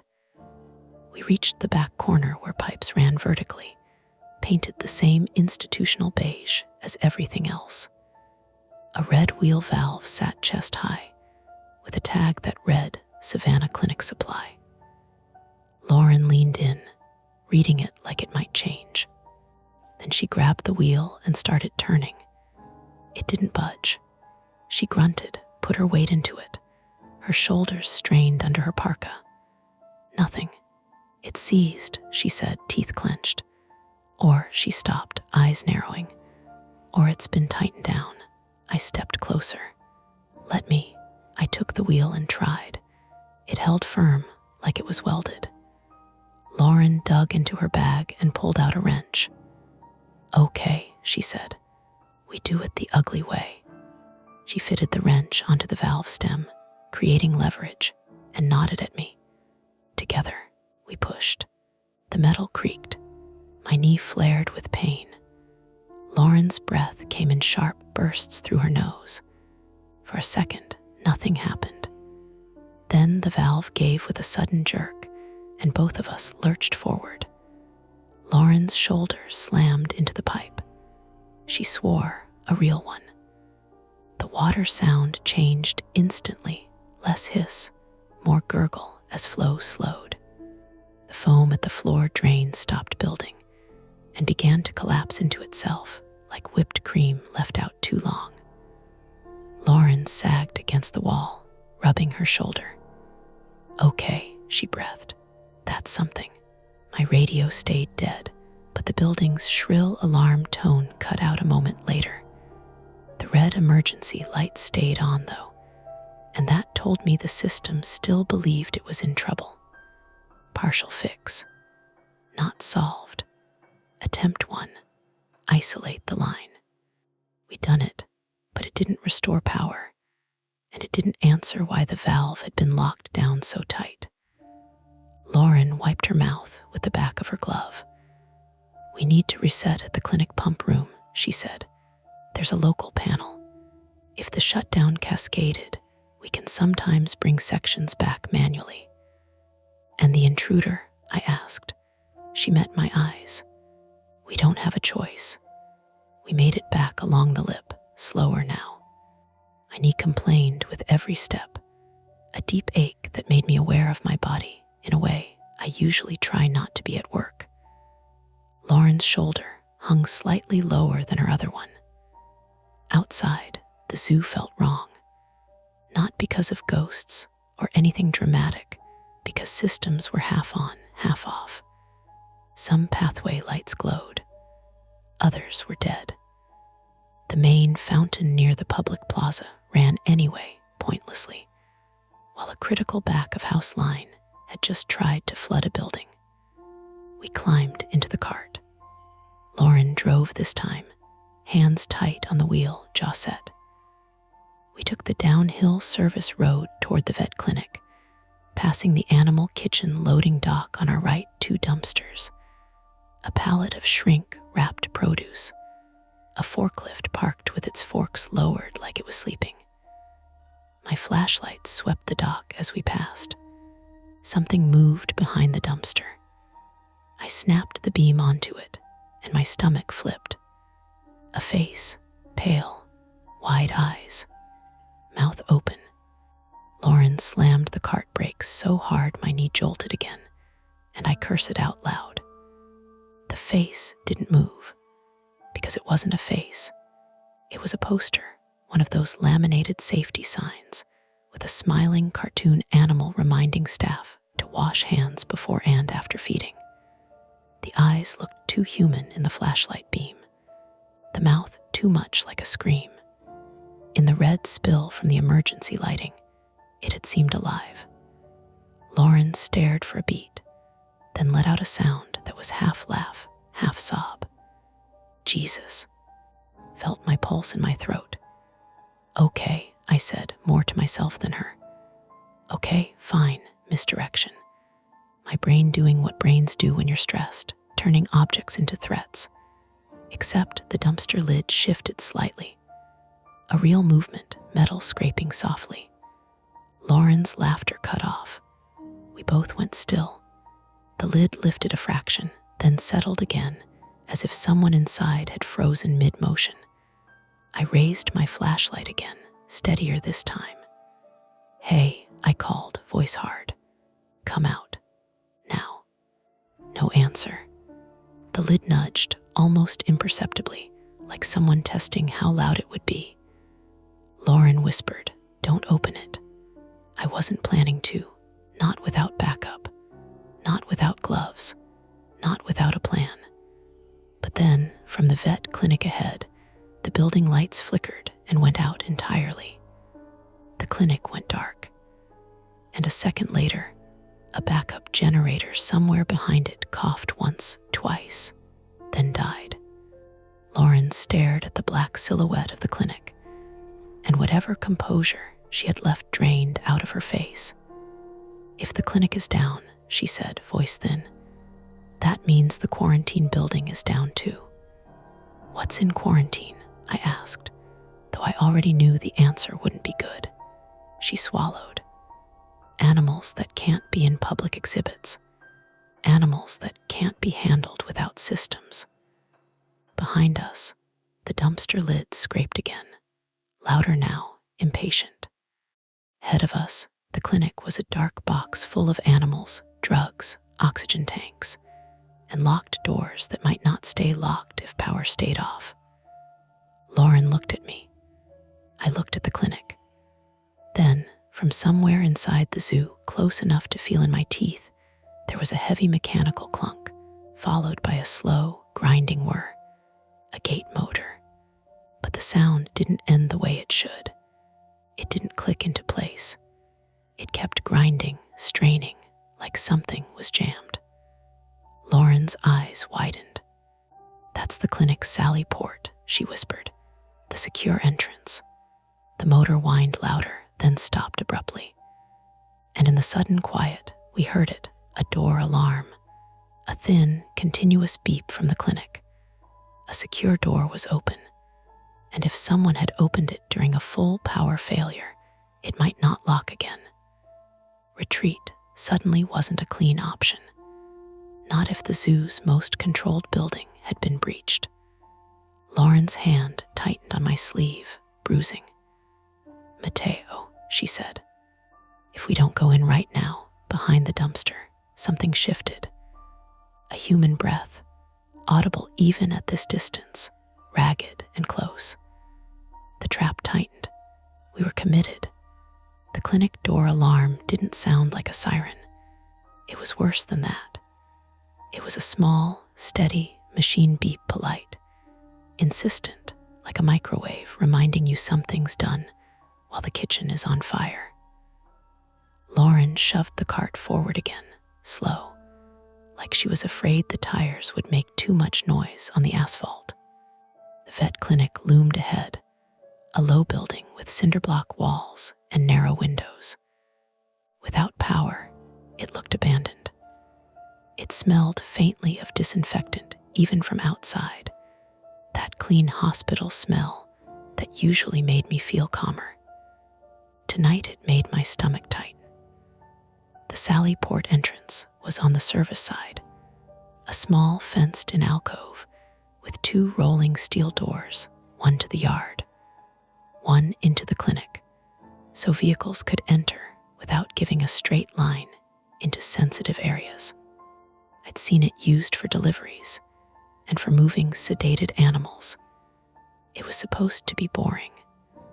Right now, the outer door was half up, frozen mid-lift, just like the maintenance bay. The motor housing on top gave off that hot metal smell, like it had tried until it couldn't. Lauren whispered, "If that inner door is open too." We left the cart and moved on foot. My knee protested instantly, a dull throb that turned sharp when I tried to hurry. I kept my flashlight low, pointed at the ground, so the beam wouldn't splash across the windows like a signal flare. The Sally Port fence was locked with a chain and padlock, still intact. But the rolling outer door was a gap big enough for a person to squeeze under if they didn't mind scraping their back. I knelt, ignoring my knee, and aimed the flashlight under the door. A pair of boots, not moving, soles up. Someone lying on their back, just inside the Sally Port. Lauren sucked in a breath. "Oh my God," I called, keeping my voice low but firm. "Can you hear me?" No answer. Just the door alarm beep, beep, beep from somewhere beyond. I slid my baton out of my belt, not because I planned to use it like a weapon, but because it gave my hands something to do besides shake. "Lauren," I said, "we need inside, but not under that door if someone's down." She swallowed hard, eyes flicking between the chain lock and the gap. "There's a pedestrian access gate around the side," she whispered. "For staff. If the fob readers are dead, it's keyed." "Do you have the key?" I asked. She patted her parka pockets, then froze. "My ring." Her eyes snapped toward the cart. I left it on the cart. My jaw clenched. Small missteps. Little things.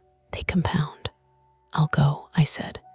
"You can't run," she hissed, glancing at my leg like it was a betrayal. "Mateo, I can limp fast," I said, and turned before she could argue. 2 steps and my knee stabbed bright. I gritted my teeth and kept going.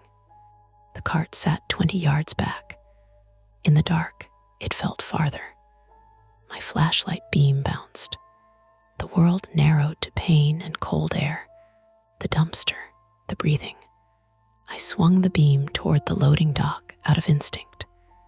The dumpster lid was fully open now, empty. I felt a sliding sensation inside my chest, like my organs shifted an inch. Whoever had been there wasn't there anymore. They'd moved while we were focused on the clinic, while the door alarm beeped and the generator died, and we did what people always do, stare at the obvious fire while someone walks out the back. I snatched Lauren's key ring off the cart's cup holder. Keys, fobs, metal clinking softly. My hands fumbled, stupid with cold. I limped back, breath loud in my ears. Lauren was still by the Sally Port, flashlight aimed under the door. "He moved," she whispered as I came up. I saw his foot twitch. "Good," I said, though it didn't feel good. It felt like the universe offering one mercy and taking two. We hurried around the building. The side access gate was a waist-high chain-link gate set into a narrow corridor between the clinic wall and a storage shed. The lock was old school, keyed. Lauren took the ring and tried a key. Wrong, tried another, wrong. Her fingers were shaking. "Lauren," I said, sharper now. "Pick one." "I'm trying," she snapped back, and there was real fear under the anger. "They change locks. They don't tell anyone." A key finally turned. The gate clicked open. We slipped through. Inside the corridor, the door alarm beep grew louder. It wasn't from the outer door. It was from the inner clinic door. Lauren reached the inner door and pushed. It swung inward too easily, and the beep stopped, replaced by a different sound, soft, rapid footsteps on tile. Someone inside. Lauren froze with her hand on the door edge.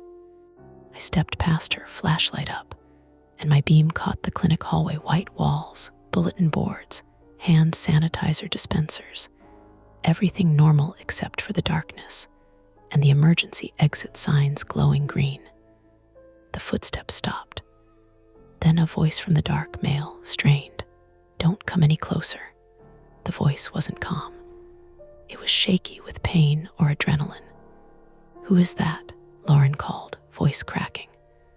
A figure stepped into the faint glow of the exit sign. A man, mid-40s, male, stocky. His face was pale and slick with sweat. One arm hung wrong against his body, and there was blood smeared down his forearm like he tried to wipe it off and failed. He held a fire extinguisher in both hands like a club. Lauren whispered, Evan Donnelly." He blinked hard at us like he couldn't make his eyes focus. "Lauren," he rasped. Thank God, I thought you were." His gaze snapped to me. "Who's he?" "Security," Lauren said quickly. "Mateo." "Evan, what happened?" Evan's chest rose and fell fast. "They're here," he said. They're not trying to take animals." My stomach sank. "Then what are they doing?" Evan swallowed, wincing as his broken arm shifted. "Drugs," he said. "Ketamine, medetomidine. The stuff locked in the cabinets. They know exactly where it is." Lauren's face tightened. "How?" Evan's eyes flicked away. Shame flashed, quick as a blink. "They had my fob," he said, "or they made me use it." He sucked in a breath like it hurt to say. "They came in through the emergency exit. 2 of them.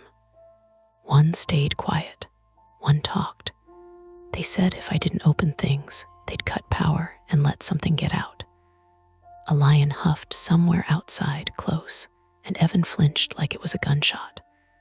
"Mateo," I told myself. No hero brain, no rushing into the dark. But the words, "let something get out," lit up every nerve in me. Lauren looked at me. I could see the math in her eyes. Cabinets, keys, power outage, an open door that might not lock. People with a plan. A thud sounded deeper in the clinic. A heavy door closing, then another. Someone moving with purpose. Evan's voice dropped to a whisper. "There in the pharmacy room, end of this hall left, there's a steel cabinet with a code. They don't have the code. That's why they're taking time. That's why they cut power, so the alarm system doesn't call out." Lauren's mouth went dry. "The alarm's still?" "No," Evan said. "The system S on the network. When the power hiccuped, it stopped sending." I thought of my dead radio. The blinking gate reader. The generator failing. Not random, a chain. We moved down the hall in a tight line, my flashlight beam jumping across doors. Procedure posters. A cork board with photos of staff pets and kids. The normal details were what made it hard to breathe. Like the world insisted this was just another building, while people were inside it stealing sedatives. At the pharmacy room, the door was cracked. Lauren mouthed, Call 911. Shook my head, showing her my phone still dead. She grimaced. I raised my baton, then hated myself for it. A baton against a gun is a joke. Against two desperate thieves, it's a coin toss. We heard voices inside. Low, male, one frustrated. It's not, the voice hissed. It's not opening, you said. I said it would if the damn power stayed on, another voice snapped back. Find the keys. Lauren's eyes widened. Keys. Evan's keys, her keys, the ring in her pocket. I understood then what the choice really was. Not chase, not fix a valve, not even protect animals. Stop them from taking what could sedate an elephant. Lauren leaned close to me and whispered, if they get it, they can hurt people. They can, I know, I whispered back. Stay behind me. Evan grabbed my sleeve with his good hand. His grip was surprisingly strong. They have a knife, he breathed. And one of them, he's not jittery. He's calm, like he's done this before. My heart pounded against my ribs like it wanted out. I pushed the pharmacy door open with the baton. The room was lit by my flashlight and the faint glow from a battery-powered emergency lamp on the wall. Shelves of supplies, metal cabinets, a rolling cart overturned. Two men froze mid-motion. One was tall, male, late 30s, lean, hoodie, gloves. He had a small pry bar in one hand and Lauren's tool bag slung over his shoulder. The other was shorter, male, maybe 20s, face flushed, eyes wide. He held a knife, not a big movie knife, just a kitchen knife, cheap, but sharp enough. For a second, nobody moved. The air smelled like alcohol wipes and plastic. Then the tall one did something that told me everything. He smiled, just a little, like he was amused we'd finally caught up. Security, he said, voice calm. European accent, maybe Eastern, maybe not. Hard to place through my own pulse. You people always show up late. Lauren stepped forward without thinking. Put it down, she said, and her voice shook, but it was real. Put the knife down. You don't want this. The younger one's knife hand jittered. We're leaving, he said fast. We're leaving, okay? Just, the tall one's eyes flicked to the hallway behind us, calculating. No, he said softly. We're not leaving empty. He lunged not at me, but at Lauren. Everything in me snapped. I moved too fast for my knee. Pain exploded white, but my body didn't listen. I slammed into him shoulder first, driving him into the metal cabinet. The cabinet rattled. Bottles clinked. For a fraction of a second, his breath punched out of him. Then his elbow came up hard into my ribs. A crunching pain. My baton clattered to the floor. Lauren screamed my name. The younger one surged forward, knife up. Not to stab.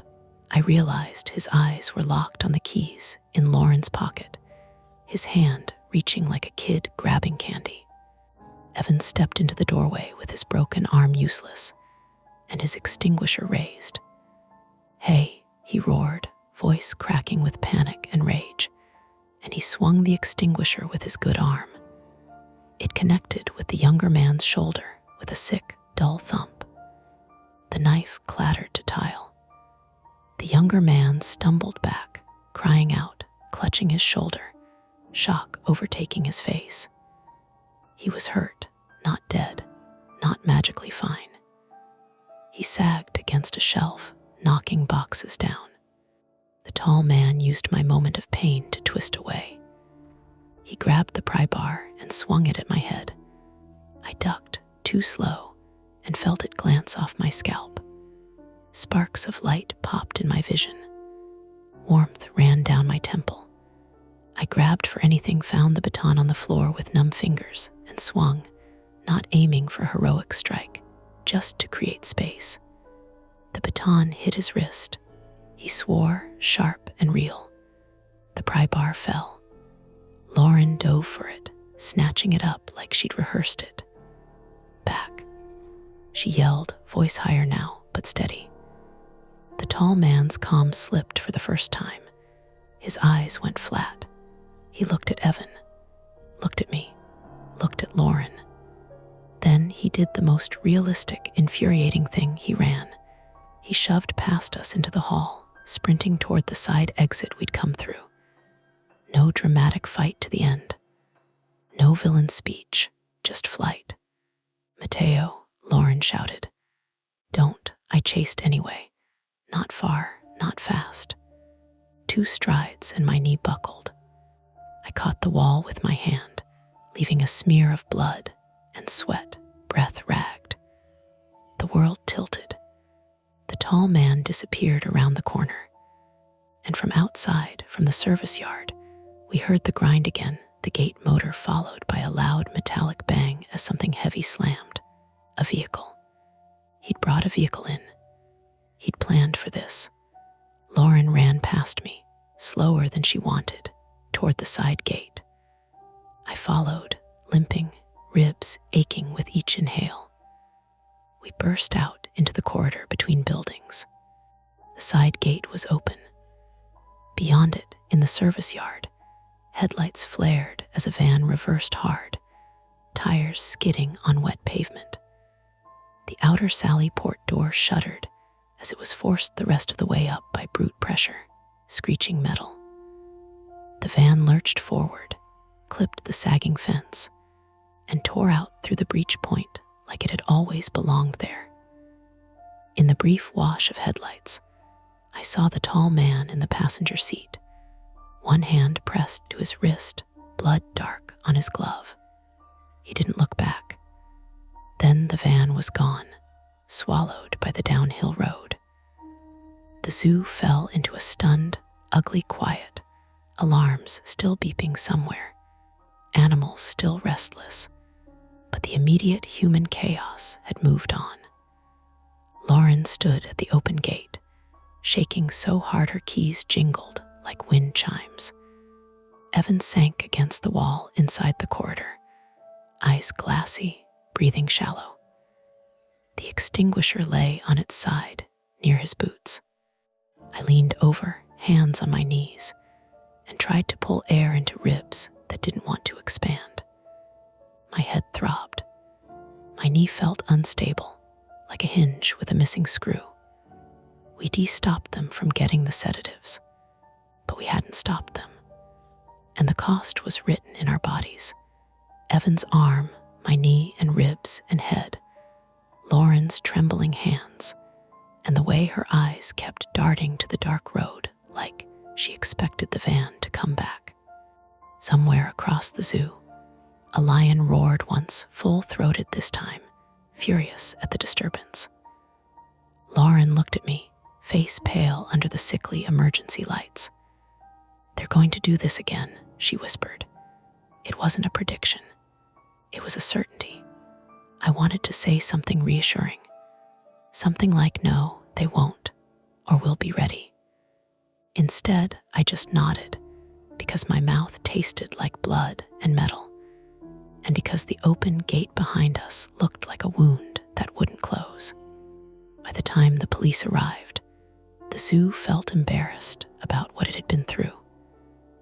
That was the best way I could describe it as I sat on the curb outside the vet clinic, wrapped in a thin silver emergency blanket that crinkled every time I moved. The lights were back on in patches. Generators hummed with a steadier rhythm.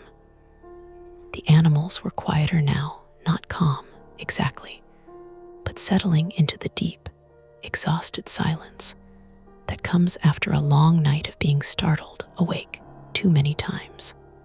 The police cars rolled in through the main service gate with their lights off, tires whispering over wet pavement. No dramatic sirens, no floodlights, just a few officers moving quickly and efficiently, radios finally crackling with voices that sounded far away from this place. A paramedic knelt in front of me and shined a penlight into my eyes. I didn't flinch. seemed to concern her. "Headache?" she asked. "Yeah," I said, "but not the worst one I've had." She frowned slightly at that and pressed gently along my ribs. I hissed when she found the sore spot. She made a note. "Probable bruising. Maybe a hairline fracture," she said. "We're going to recommend imaging." "Do I have to go right now?" I asked, already knowing the answer. She looked past me toward the clinic doors, where Evan was being helped onto a gurney. His arm was immobilized now, face pale but alert, answering questions in short bursts. Lauren stood a few feet away, arms folded tight across her chest like she was holding herself together by force. "Yes," the paramedic said. "You do." So I nodded, because this time I didn't argue. Lauren rode with me in the ambulance, sitting on the bench seat across, hands clasped between her knees. She declined treatment for her shoulder after a quick check, insisting she was fine. In that way people mean functional. She watched the ceiling lights slide by through the rear windows like she was counting them. "They didn't get the drugs," she said suddenly, like she was checking a box. "No," I said, "they didn't. They knew exactly where everything was," she went on. "The shutoff, the cabinet, the generators. Someone walked them through it." I closed my eyes briefly. The movement made my head throb. Or they walked themselves through it over time. She didn't like that answer, but she nodded anyway. At the hospital, the night peeled off us layer by layer. Forms, questions, a CT scan that showed no bleeding, just a mild concussion. X-rays that confirmed cracked ribs and a knee that would need a brace, and rest I wasn't likely to give it. Lauren waited until I was settled in a curtained bay before she left, promising to check on Evan and then go back to the zoo to help with the reset. She hesitated before pulling the curtain closed. "You did the right thing," she said. I wanted to believe her. I wanted to tell her that if I hadn't rushed, if I'd waited for police, or locked down harder, or trusted the systems more, maybe none of us would be sitting here. But those thoughts didn't go anywhere useful. They just circled. "Get some sleep," she added, which was a ridiculous thing to say at 5 in the morning in an ER that smelled like antiseptic and burnt coffee. The official statements came later. Mine was taken by a detective with tired eyes, and a voice that stayed calm even when he asked the same question 3 different ways. Lauren gave hers. Evan gave his twice, once groggy with pain meds, and once later, more coherent, his shame sitting between every sentence like an extra word he didn't want to say. They recovered the knife near the pharmacy room. They bagged the pry bar. They pulled partial prints off the cabinet and the maintenance bay panel. The van was found abandoned 2 towns over, wiped down inside, but not well enough. One of the men, the younger one, was picked up 2 days later at an urgent care clinic with a shoulder injury he couldn't explain convincingly. The taller man was. The zoo issued a statement that afternoon. No animals were harmed. No guests were present. Systems performed as designed. That last part made me laugh out loud in my kitchen when I read it on my phone, then immediately regret laughing because it hurt. I was off work for 3 weeks. Workers' comp paperwork piled up on my table next to get well cards from coworkers I mostly knew by last name and shift. One from Evan arrived with shaky handwriting, apologizing again for everything. I didn't know how to respond to that. Some things don't have a clean reply. When I went back, the zoo looked the same. That was the unsettling part. The fence was repaired. The emergency exit no longer propped. New locks gleamed on gates. There were signs about updated security protocols and mandatory briefings. The clinic smelled like disinfectant again. The animals lounged in the winter sun like they always had, unaware of how close their routines had come to being torn apart by people with a plan and enough patience. Lauren was there my first night back, leaning against the control room counter with a cup of bad coffee. Her shoulder was still taped. She smiled when she saw me, real but cautious. "Welcome back," she said. "Miss me?" I asked. She snorted. The quiet, not the paperwork. We didn't talk much after that. We didn't need to.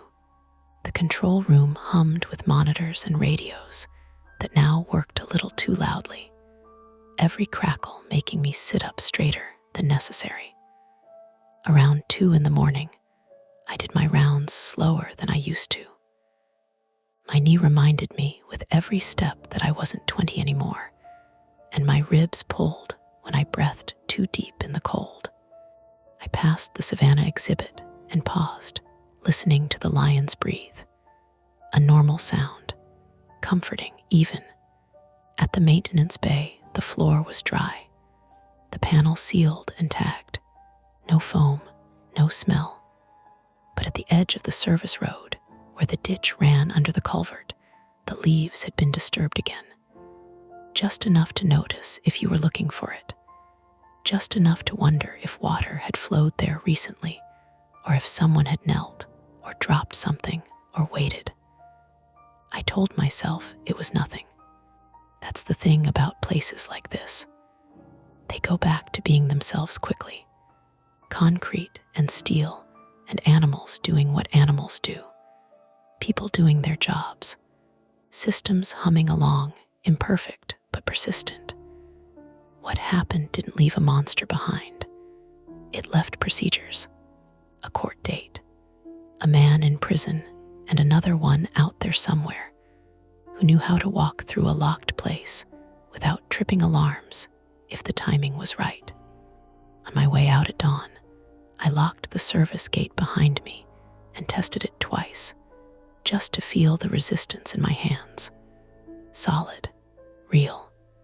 As I drove home, the sky lightened to that thin winter blue that makes everything look almost clean, almost normal. I knew better than to believe it completely. That's tonight's story. If it gives you chills, make sure to like, subscribe to Mia Horror Stories, and tap the bell so you never miss what's coming next. And if you're still brave enough, there are more dark tales waiting for you right here on the channel. Go watch another, if you dare. Welcome back to Mia Horror Stories. Tonight's tale, I'm the only truck driver on Route 66 tonight, is best experienced in the dark, which is why the screen will stay black. No distractions, no flashing images, just you, your imagination, and the story. So sit back, relax, and listen all the way to the end, if you dare.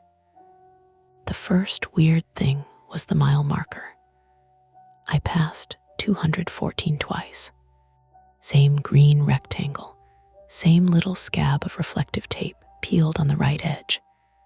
Same black spray painted dot under the 4, like somebody had tested a can and walked away. The first time, I clocked it without thinking. The second time, I sat up straighter, pulled my eyes off the ribbon of asphalt, and looked for the turnoff I must have missed. There wasn't one. Just the shoulder, a ragged line of tumbleweed caught in the fence, and the desert stretching out like somebody had ironed it flat. The cab smelled like stale coffee and diesel, with that faint hot plastic note that comes when your phone's been charging too long on a cheap cord. My dash lights washed everything in a low green, the kind that makes your hands look a little sick. The wipers ticked once for no reason, dry glass squeaking, then stopped. A semi can do that. Weird voltage spike. A loose relay. Explainable. Still, my mouth went dry. eased off the throttle and let the rig settle into a steady hum. Trailer's load was paper towels boring, forgiving freight bound for a distribution center outside Oklahoma City. If I was honest, I'd taken this run because boring meant predictable. Predictable meant I could keep my brain from doing its favorite hobby at night, inventing tragedies. My name, S. Evan Harlow, and I've been driving long enough that the road noise feels like a second heartbeat. Not proud long, not romantic long, just long enough that my shoulders know the wheel better than they know a couch. I was alone tonight because I like it that way. Also because I don't sleep well with another man breathing in the dark. That's not an insult, it's just a fact about me. I reached for the CB out of habit, thumbed it on. Static, then a distant, slow voice like it was coming through damp cotton. Anyone eastbound, Kingman to Seligman. I leaned closer. You're breaking up. Say again. A hiss, then nothing. The phone in its cradle said I had 2 bars. My map app still showed a clean blue line, the kind that makes you trust it. Route 66 wasn't a single continuous road anymore, half history, half frontage roads, half towns that grew around the myth, and then got hollowed out when the interstate came. Tonight, I was riding a stretch that ran close enough to the old route to wear its name like a souvenir. I checked the last sign I'd seen, Crookton Road, then Ash Fork. That made sense. Mile 214 didn't. The radio cut in again, clearer this time. Evan, that you, Harlow? My hand tightened on the wheel before my brain caught up. The voice was familiar in a way I didn't love, like an old song you'd forgotten you hated. Yeah, I said. Who's this? Matt Cray. You got your ears on. Been a minute. I let out a breath through my nose. Matt Cray, Jesus. You still running nights? Trying to. You still driving like you got somewhere to be. Paper towels don't care what time they arrive, I said. And then, because the road had already started picking at my nerves, I added, where are you? A laugh, soft and short. Not on your screen, apparently. I'm west of you, somewhere around hell. I don't even know. My dash says 214. My eyes flicked to the dark outside like the number might be floating over the desert. Don't do that. Do what? Say 214. I just passed it twice. There was a pause where I could hear his engine through the mic, that deep working rumble. Okay, he said slowly. That's why I called. Why are you calling me specifically? Because you answer, he said, like it was obvious. Then, quieter, and because I'm pretty sure I'm the only other idiot out here. I wanted to tell him he was wrong, that I'd seen a set of taillights ahead at some point, hours back, that there were always cars, always someone, even if you couldn't see them. But the truth was, since Flagstaff, it had been mostly emptiness and the occasional reflective eyes at the edge of my beams. Are you on the interstate? I asked. Frontage, he said. Old alignment. Don't ask me why. Dispatch wanted the scenic route, I guess. Dispatch doesn't want scenic, I muttered. Dispatch wants cheap. Yeah, well, cheap's what we get. Another small click, my dash cam adjusting focus, and for a second I watched my own face in the tiny preview screen. Eyes a little too wide, jaw set like I was chewing a problem. You sound jumpy, Matt said. I'm tired. I'm fine, I said too quickly. He didn't push. Matt had always had that talent, knowing when to poke and when to let the silence do the work. We weren't friends, not really. We'd run the same lanes years ago, shared a few late-night meals at truck stops, traded complaints about dispatch. And then life did what it does, split you into separate roads. A sign flashed past in my headlights, Cattle guard ahead. The letters glowed and vanished. My trailer gave a low groan as it rode over a slight dip. "Evan," Matt said, "you see anything weird?" I almost laughed. That word again. Weird.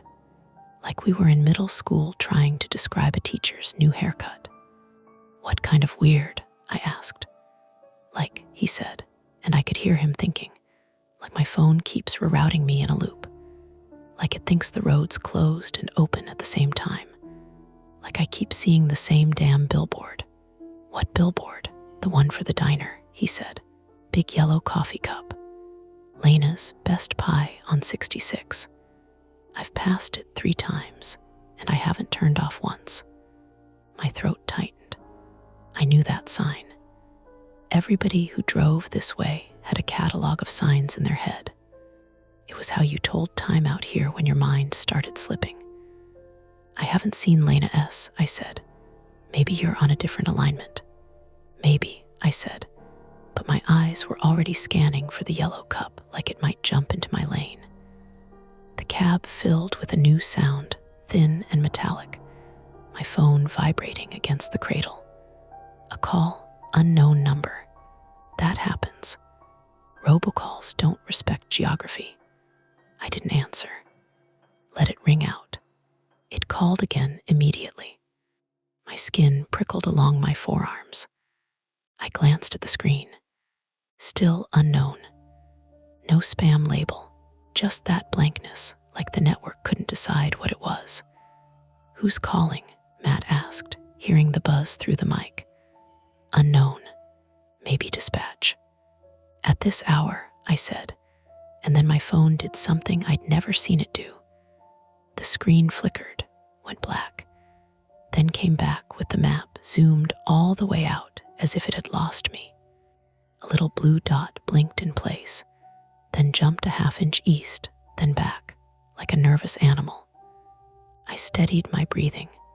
Technology glitches, cold nights, towers far apart, but the unease had a shape now. It was the kind of thing that makes you notice every small noise, the faint rattle of the vent, the squeak of the seat spring when you shift, the whispery slap of the trailer's tarp straps, even though there were no tarp straps on this load. "Evan," Matt said, "you got a mile marker in sight." I leaned forward, squinting into my own headlights. The road bent gently right, then straightened into a long corridor of dark. A reflective sign appeared ahead. Green, white numbers. My stomach dipped before I could read it. 214. I didn't slow this time. I didn't want to give the road the satisfaction. "Yeah," I said. My voice sounded flat. "I see it." "Okay," Matt said. "So we're both seeing it." We rode like that for a minute, 2 engines talking through the air, the desert on either side holding its breath. Somewhere far off, a coyote yipped once, then shut up like it remembered something.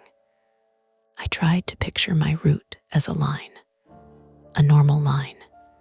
You start in California, you end in Oklahoma, you stop for fuel, you pee in questionable bathrooms, you keep going. Simple. That was the whole appeal.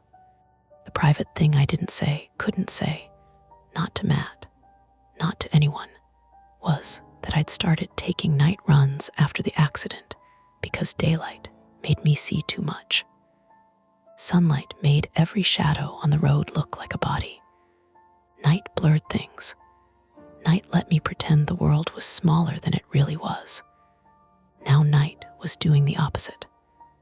A new sound came through my speakers, the faintest tone, like a distant dial-up whine, rising and falling. At first I thought it was my tinnitus. Then the CB squealed, and Matt cursed softly. "You hear that?" he asked. "Yeah, something S stepping on the channel." As if to prove him right, a third voice broke through, not static heavy like his had been at first, but too clean compressed, clipped, like it was coming from a recording. "Eastbound unit, pull over, hazard ahead."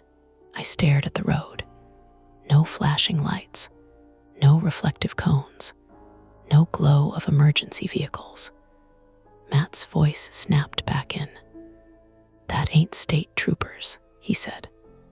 "No," I agreed. The clean voice repeated, identical. "Eastbound unit, pull over.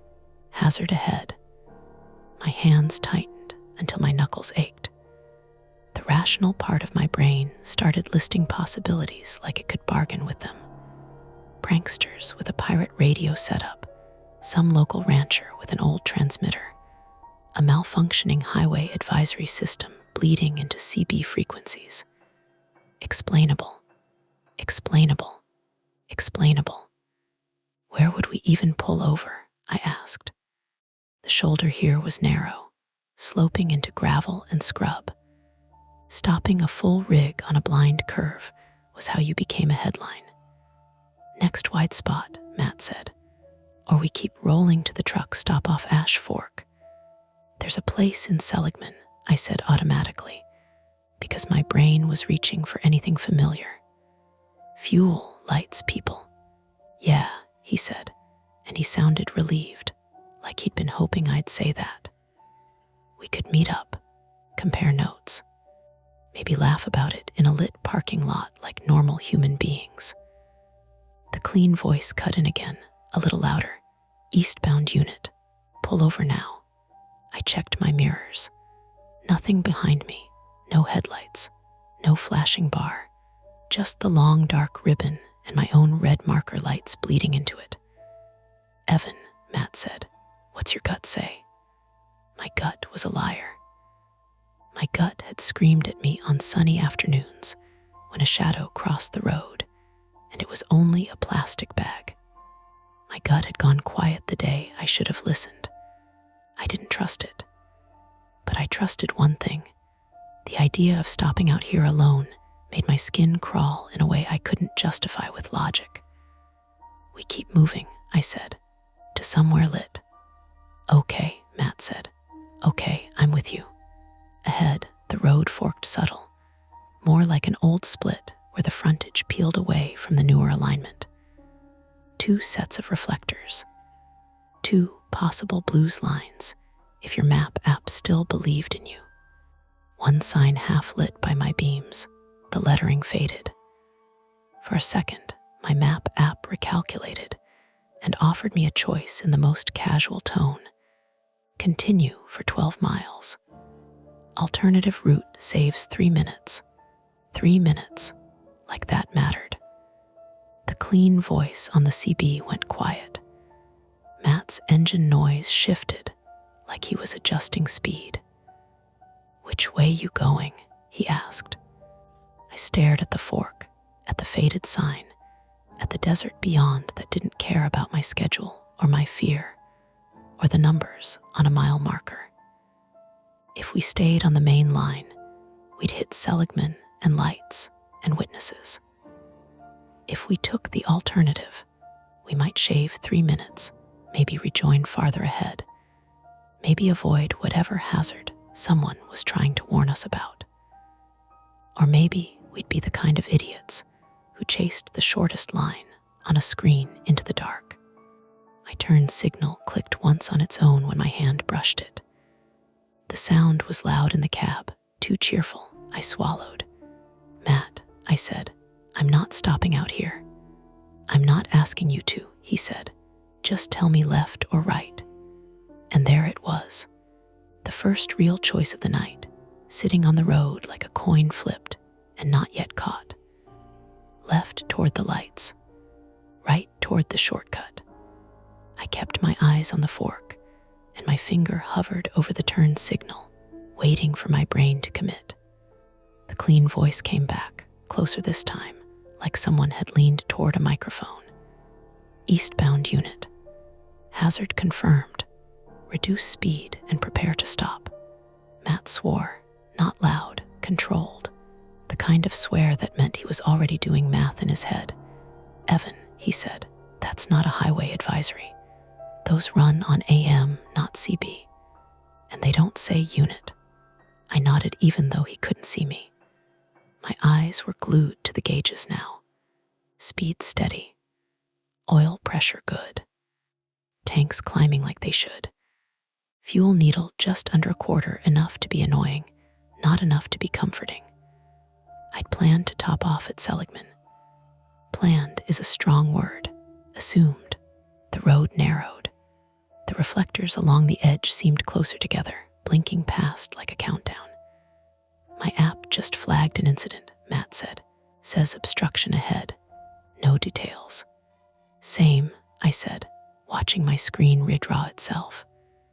A yellow triangle pulsed where the road forked. The alternative route was gone. Only one line now, stubbornly blue. It wants me to keep going.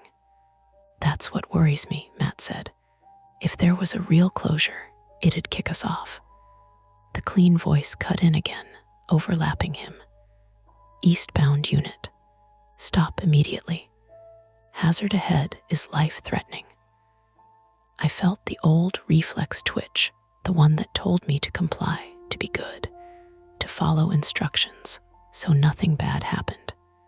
That reflex had been burned into me by uniforms and forms, and the day a man with a badge told me to sit down and wait while someone else scraped my windshield clean. Where's this coming from? I asked. Matt didn't answer right away. I heard a click, then another. I'm scanning, he said, trying to get a bearing. The CB squealed, then spat out a burst of noise so loud I flinched. When it cleared, there was another voice, thin and breathless. Hello? Anyone, please. I leaned into the mic. Say again. I'm on the shoulder, the voice said, female, young. My car's dead, there's smoke. I don't know where I am. I saw your lights earlier. Please don't pass me. Matt inhaled sharply. Okay, he said. Okay, Evan, you hearing this? Yeah, I said, my heart thudding harder now. This was concrete. This was a person, not a recording. Can you give us a mile marker? Matt asked her. I think it said 214, she said, and then she coughed, wet and ugly. Please. My foot eased off the throttle without me telling it to. The truck began to slow, engine note dropping. I hated how automatic it felt, how easy it was to slide into the role of the guy who stops. Smoke from where? I asked her. Engine bay, inside. I don't know, she said. I pulled over because the dash lit up. Then it stalled. I tried to start it and it just clicked. There's a smell. Fuel or electrical? Matt asked. I don't know, she said again, and it wasn't ignorance so much as panic. It smells like plastic, electrical. That was better than fuel, but not by much. I pictured a hood up, a bundle of wires glowing like a toaster element. I pictured my trailer rolling past, the heat wash, the gust of air turning a bad situation into a worse one. What kind of car? I asked. She sniffed. A silver Honda. Civic, I think. I'm sorry. That's okay, I said. You did good calling. The clean voice returned, immediate, stepping on her last word. Eastbound unit. Do not stop. Secondary hazard present. Matt's voice hardened. That's enough. Whoever you are, you're not law enforcement. Silence. Then the clean voice again, identical cadence. Do not stop. I felt the hair on my arms lift, not because of anything mystical, but because of the precision. Whoever was doing this knew how to sound official enough to push buttons. Evan, Matt said quietly, this smells wrong. The timing, the mile marker, the way it cut her off. Yeah, I said, and my mind did something unhelpful. It replayed the sound of a car ticking as it cooled, the smell of hot plastic and antifreeze, the way smoke can look harmless until it is. Daylight had given me those memories. Night was supposed to soften them. What's your fuel? Matt asked. Quarter, I said. Same, he said. If we stop and idle too long, we're burning daylight we don't have. And if there's someone playing games out here, then stopping makes us targets, I finished. woman coughed again. It came through the speaker like she was in my cab. "Please," she said. "I can hear something. A truck. I think it's you." My speed bled down to 50, 45. The road ahead brightened in my beams, a pale shape on the shoulder resolving into a car angled wrong, nose down in the gravel. Hazard lights flickered weakly, one side brighter than the other.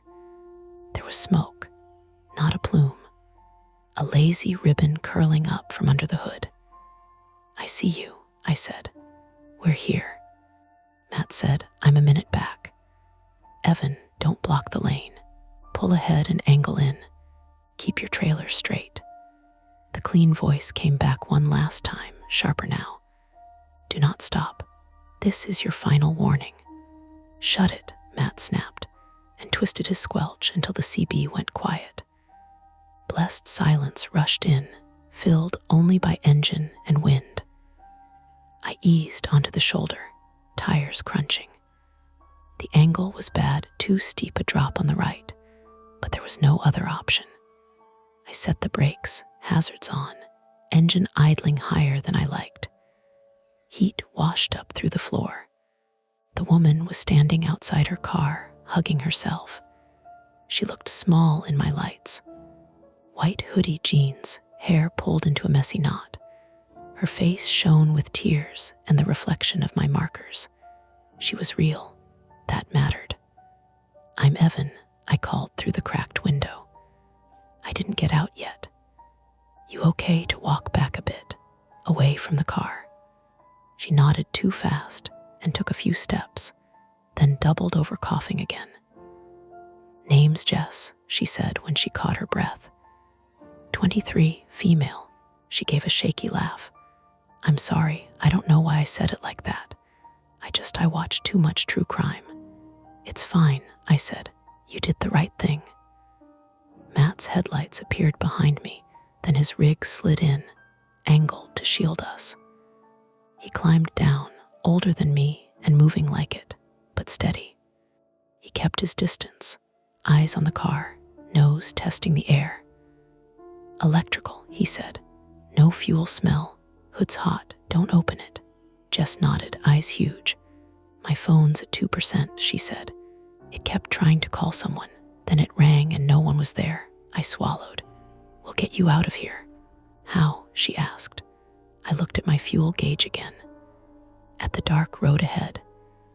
At the fact that my engine was idling, burning minutes I didn't have. "There's a truck stop in Seligman," Matt said. 12 miles. "We can't tow you, but we can get you a ride." "Can I sit in your cab?" Jess asked, already shivering. Just until a new sound cut across us, low and fast. An engine, but not a semi. Headlights appeared in the distance, weaving slightly. Matt stiffened. "That's not highway patrol." The headlights slowed as they neared, then dipped toward the shoulder toward us. The clean voice crackled back onto the CB, somehow pushing past Matt's squelch, louder now, almost gleeful. "Eastbound unit. You were warned." The car's engine revved. Matt looked at me, eyes sharp. "Evan," he said, "we need to move. Now." Jess turned, panic surging. "What's happening?" I had seconds to decide. Leave the car and load Jess into my cab, abandoning the Civic and risking the shoulder and my fuel. Or stay and block, hoping the approaching vehicle was help and not something worse. The engine noise grew louder. I reached for the door handle. The headlights came at us like a question you didn't want to answer. Evan's rig sat nose forward on the narrow shoulder, trailer straight, hazards blinking amber in the black. Matt had angled his truck behind, half in the lane, half on the gravel, a steel wall meant to make anyone slow down. The Civic was 10 yards ahead, tilted into the ditch, smoke still feathering from the seam of its hood. The approaching car dipped, corrected, dipped again. 2 bright cones of light jittering across scrub and fence posts. "Get in," Evan said to Jess. He didn't open the door wide, just enough. The cab smelled like coffee and worn vinyl. She climbed up awkwardly, fingers shaking on the grab handle. Matt stayed on the ground, one hand lifted like he could wave the car off, the other holding his phone in front of him, screen glaring white. "I've got no signal," he called up, voice tight. "If this is a Samaritan, I'm gonna look like a paranoid idiot." "B1," Evan said. He was already putting the truck in gear, brakes hissing as he released them. His flaw was compliance, but his fear, stopping, was louder now. The day accident memory sat behind his eyes like an afterimage, insisting that standing still on a dark road is how bodies happen. The car slowed as it came close, then rolled past Matt's truck at maybe 20 miles an hour. It was a dark SUV, older, boxy. No plate lights. That might have been a busted bulb. Might have been on purpose. As it passed, a spotlight flicked on from the driver's side, sweeping across Matt's rig, then across Evan's cab window. White light, clinical. Jess yelped and ducked. Evan flinched but kept both hands on the wheel. The spotlight cut off. The SUV didn't stop. It continued another 50 yards. Then the brake lights came on, and it pulled onto the shoulder ahead between Evan and the smoking Civic, blocking the narrow strip of gravel like a gate. "Of course," Matt muttered. He climbed back in his truck fast, door slamming, air brakes coughing as he inched forward to stay close. Evan kept rolling, slow. The lane to his left was empty, but not safe, no wide shoulder, just a thin line and darkness. The road here was an old alignment, a frontage that paralleled I-40 somewhere out to the south, but you couldn't see the interstate from this stretch. Just desert and the occasional reflective sign. The SUV's driver's door opened. A man stepped out into Evan's beams, hand up to shield his face. He wasn't a trooper. No hat, no uniform, hoodie, jeans, a reflective vest that looked like it had been bought at a gas station. He stood in the center of the shoulder, not in the lane, like he knew exactly where Evan could and couldn't go. Evan cracked his window 2 inches. "You need something?" The man's voice carried, casual. "Y'all okay? I saw the hazards. Thought you might need help." Jess was pressed into the passenger seat, arms wrapped around herself. "That's him," she whispered. "That's the voice." Evan's stomach clenched. "What do you mean, the calls?" she said. "When my phone rang and no one answered, I heard a click, like a radio. Like this. It could have been panic making patterns. It could have been real." Matt's voice came through Evan's CB low. "Evan, don't talk. Roll your window up.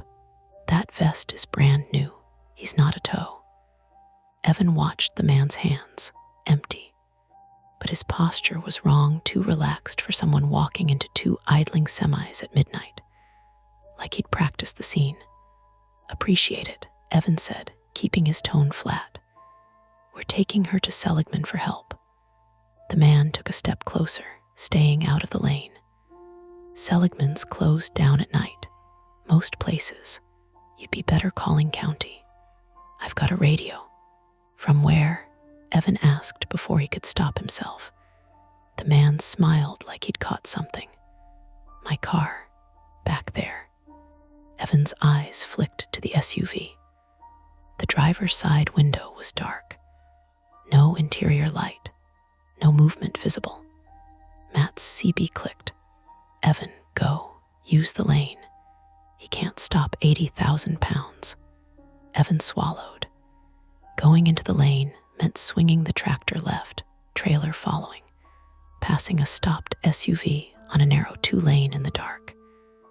It meant trusting there wasn't a second car coming up behind with no lights. It meant doing something drivers aren't supposed to do. Commit without being sure.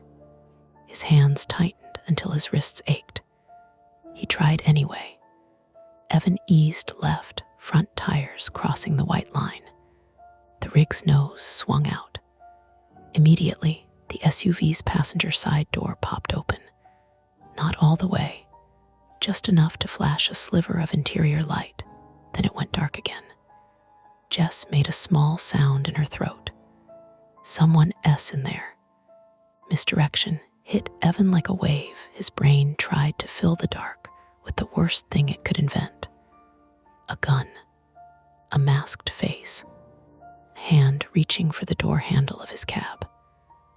But then the SUV's door slammed shut, and the dome light flicked back on for half a second, revealing something mundane and awful in a different way. A kid's car seat in the back, and a jumble of tools on the floor. The someone could have been a shifting bag. The door could have been catching on a slope, a latch not fully engaged. Explainable. Evan's pulse didn't drop. The man in the vest stepped closer to the lane now, forcing Evan to either stop or risk clipping him with the mirror. He held his palms out like a traffic cop. "Hey," he called, voice sharper. "Don't do that. You'll kill somebody." Evan hit the horn one long blast that tore through the desert. The sound felt good, big, unignorable. The man flinched, half a step back.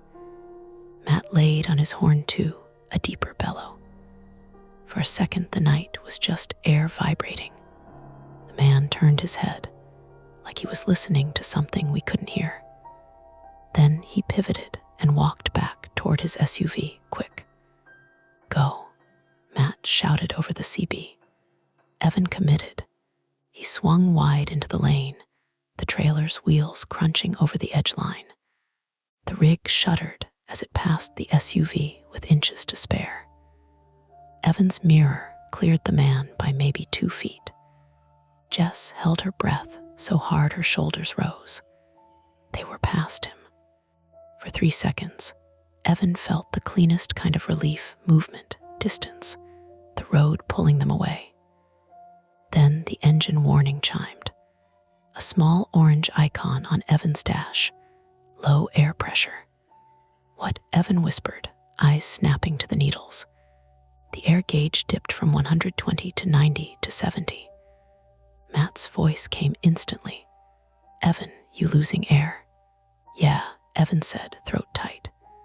"Fast." "You got a line leak," Matt said. "Or a valve."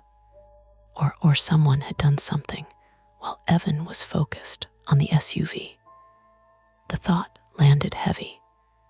Evan feathered the brakes, trying not to dump the system. The rig began to slow anyway, safety systems doing what they were designed to do. Protect everyone by taking control away from the driver when the air wasn't there. His speed bled off. 40, 30, 25. The road ahead sloped gently down toward a shallow cut where the frontage dipped under an old overpass, concrete legs rising like pale bones. Evan could see it in his beams. The underpass was the only structure for miles, and it tightened the road into a tunnel of shadow. "Don't stop under that," Matt said, reading the terrain. "Keep it rolling if you can. If you stop, you're stuck." "I'm trying," Evan said through clenched teeth. He pumped carefully, but the needle kept dropping. A hiss filled the cab, faint but unmistakable, like a tire losing air. Jess heard it too and turned her head, eyes wide. "Is that us?" she asked. "Yes," Evan said. "Stay calm." The misdirection earlier, door flicker, imagined threat had been a warm-up. This was the real trap, procedural, mechanical, totally grounded, and perfectly timed. Behind them, headlights appeared again. The SUV had turned around. It came fast now, closing the gap. Matt's rig was between Evan and the SUV. But Matt was dealing with his own problem. His engine revved, then hesitated, then revved again, like he was trying to keep pace without getting too close and rear-ending Evan's slowing trailer. Evan, Matt said, voice strained. If you're leaking air, you're gonna auto-apply brakes. You need to get somewhere you can't be boxed. There's nowhere, Evan said. The shoulder narrowed as the road funneled toward the underpass. Scrub close on both sides. A ditch on the right deep enough to tip a tractor if he dropped a wheel. The air gauge hit 40. A warning buzzer screamed, sharp and insistent. Evan's hands shook on the wheel. Sweat slicked his palms despite the cold. His private fear, stopping, wasn't abstract anymore. It was a mechanical countdown, a needle falling toward zero, forcing him to do the one thing he least wanted. The rig slowed to 15 as the underpass swallowed the light and threw it back in pale reflections. Concrete walls appeared on either side, close enough to make the trailer's tires sound louder, every pebble pinging the metal like small knocks. The air gauge hit 20. The brakes grabbed hard. The truck lurched and stopped, half under the overpass, half out, perfectly placed in a choke point where the road was narrowest, and the echo made everything sound closer than it was. Evan sat frozen for one beat, listening to the engine idle, to Jess's breathing, to the distant roar of the SUV approaching, and the way sound bounced under the concrete like footsteps.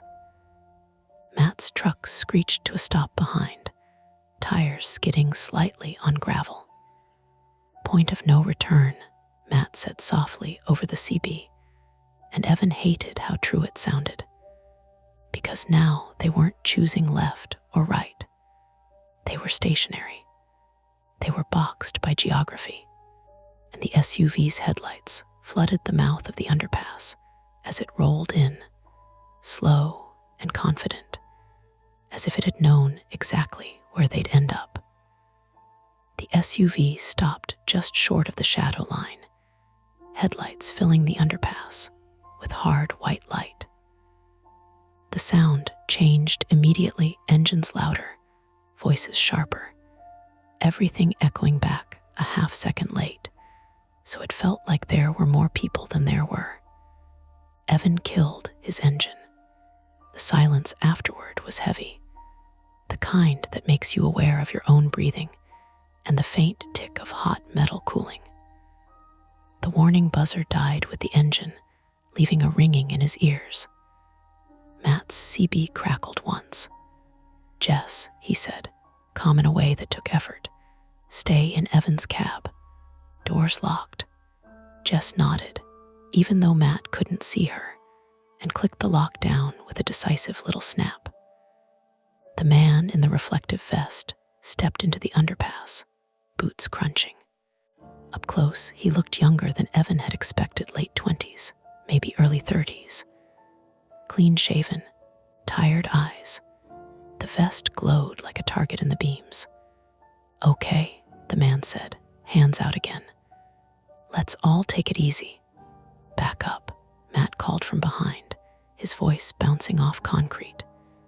"Get back to your vehicle." The man ignored him and angled toward Evan's driver's side door. He stopped a few feet away, careful not to cross into the lane where a passing car might clip him. "You got a leak," the man said, nodding at Evan's dash. "Airline happens. Lucky you stopped before you lost brakes entirely." Evan didn't answer. His heart hammered so hard it felt like it was shaking his vision. He kept his hands visible on the wheel. "I can help you," the man went on. "I've got tools. We can get you rolling enough to limp to Seligman. But I need you to shut everything down and step out." Matt's laugh was short and sharp. "You're not touching his truck." The man's jaw tightened. "Then you're gonna sit here all night." Jess leaned closer to Evan, whispering, "He knows too much." Evan thought of the peeled tape on the mile marker, the looping route, the clean voice saying unit. This wasn't random. This was practiced. "Who are you?" Evan asked finally. The man smiled again, but it didn't reach his eyes. someone who doesn't want anyone hurt. Behind him, the SUV's passenger door opened. Not all the way, just enough. Door, Jess hissed. Matt swore. Engine revved suddenly, loud and aggressive, the sound filling the underpass. He lurched forward a foot, then stopped, tires squealing. The move was a bluff, but a good one. The man spun, shouting, "Hey, that was the opening." Evan slammed his door open into the man's shin. The impact was dull and solid. The man cried out, stumbling back into the SUV's light. Evan didn't wait. He dropped from the cab hard, landing awkwardly, pain flaring up his knee. He barely noticed. "Matt, now," Evan yelled. Matt surged forward, angling his rig tighter, pinning the SUV's front bumper against the concrete wall with inches to spare. Metal kissed concrete with a screech. The SUV's headlights shattered, plunging the underpass into a strobing mess of hazards and reflections. The passenger door flew open. Another man scrambled out, older, heavier, clutching a crowbar. He froze when he saw Matt's grill inches from his chest, air brakes hissing like a warning animal. "Back," Matt roared. The crowbar clanged to the ground. The first man staggered, clutching his leg, vest smeared with dust. He looked at Evan now with something ugly in his eyes. "You didn't have to," Evan moved without thinking. He ran to the front of his truck, ducked under the bumper, hands searching along the air lines like he'd done 100 times in daylight. His fingers found it fast. A clean slice in the red line, edges sharp. Not a blowout, a cut. Sabotage. "Matt," Evan shouted, voice shaking. "They cut my line." Sirens wailed in the distance. For one stupid, hopeful second, Evan thought it was real help. Then he realized the sound wasn't getting closer. It was looping, bouncing, coming from the SUV's rear. A cheap speaker wired into the cab. The clean voice again, tinny now. "Do not stop." Matt laughed, breathless. "That's all you got," the second man bolted. He ducked between the rigs, disappearing into the dark beyond the underpass. Matt started to go after him, then stopped, thinking better of it. The first man tried to follow, dragging his bad leg. Evan stepped into his path, crowbar in hand now, lifted but shaking. "Sit," Evan said. The man looked at the crowbar, then at Evan's face. Something shifted. He sat, back against the SUV, breathing hard. Headlights appeared on the far end of the underpass. Real ones this time, steady, high, paired with the unmistakable wash of red and blue. The relief that hit Evan nearly dropped him to his knees. The sheriff's cruiser rolled in slow, careful. 2 deputies stepped out, hands on their belts, eyes taking in the scene. The pinned SUV, the smoking Civic farther back, the severed air line dangling like a vein. "Evening," one deputy said, female. "Calm. Let's all take a breath." After, things happened in pieces. Jess cried when the deputy handed her a blanket, then apologized for crying, then cried harder. She had a mild burn on her forearm from leaning against her car earlier. It was red and blistering, nothing life-threatening, but it shook her more than she expected. Matt's truck had a bent fender and a shredded marker light. He didn't care. His hands shook when the adrenaline drained, and he sat on his step with his head in his hands until the shaking slowed. Evan's knee swelled fast, pain blooming hot and insistent. He'd torn something jumping down. He knew it even before the medic told him. He accepted the ice pack without comment. The deputies cuffed the man in the vest. He didn't fight. He stared at the ground, jaw working, as the siren loop died in the SUV behind him. They found the second man an hour later, limping along the fence line, crowbar gone, shoes full of sand. The explanation came haltingly, ugly in its simplicity. They'd been looping drivers off the interstate, using a pirate transmitter and GPS spoofing, nothing fancy, just enough interference to confuse cheap navigation and tired minds. They targeted lone trucks on frontage roads, cut airlines, force stops, rob cargo or shake drivers down for help. Paper towels weren't worth much. Evan knew that, but he also knew desperation didn't always make sense. When it was over, the underpass went quiet again. Too quiet. Evan sat on his bumper, knee throbbing, watching the deputies tape off the cut line. The mile marker 214 sign stood at the edge of the light, green and ordinary, its peeled tape catching the beam just so. Matt joined him, careful with his step. "You did good," he said. Evan nodded. He didn't feel good. He felt hollowed out. Jess walked over, blanket wrapped tight. "Thank you," she said, voice hoarse. "For stopping." Evan swallowed. The word stuck. "Yeah," he said. "You're welcome." Later, when the trucks were finally moving again, slower now, patched enough to limp to lights and people, Evan glanced at his dashcam preview. His face stared back, pale and older somehow, eyes still too wide. The road ahead was clear. He drove anyway with both hands locked on the wheel, every shadow under the overpasses a little too sharp, the echo of the clean voice lingering in his head like a bruise you keep pressing to see if it's still there. Morning came in thin and pale, like it wasn't sure it belonged here. The desert cooled fast once the sun cleared the horizon, heat draining out of the concrete underpass and leaving everything smelling faintly of dust and spilled coolant. Evan sat on the edge of an ambulance bumper with his pant leg rolled up, knee wrapped tight and ugly with swelling. The medic finished taping, gave him a look that said, "Don't be brave later," and moved on. "You're lucky," she said, professional and kind. "Sprain, maybe a small tear. You didn't shatter anything." "Lucky," Evan echoed, tasting the word. Matt leaned against his rig nearby, jacket draped over his shoulders like he'd aged 10 years overnight. A deputy took photos of the bent fender and scribbled notes on a clipboard. Insurance, reports, the language of things that continue. Jess sat on the curb with a paper cup of water clutched in both hands. Her burn was bandaged now, neat and white, the kind that would heal, but leave a reminder if you looked close. She stared at the road like she was waiting for it to do something else.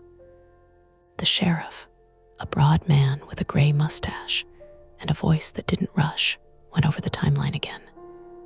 Pirate transmitter found in the SUV.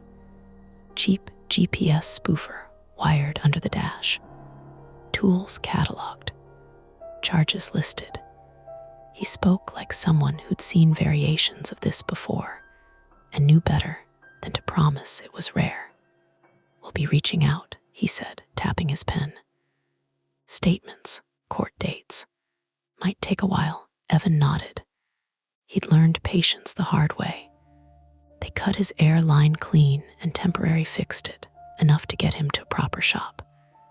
The deputy showed him where the blade had gone in, precise and practiced. "Someone who knew trucks," the deputy said. Evan looked at the nicked rubber and felt a chill that had nothing to do with the morning. Jess stood when they told her a tow was on the way, hesitated, then walked over to Evan and Matt. "I don't know what to say," she said. Her voice was steadier now, like shock had burned off and left something brittle underneath. "I keep thinking if you hadn't stopped." Evan held up a hand. "Don't," she nodded, eyes wet anyway.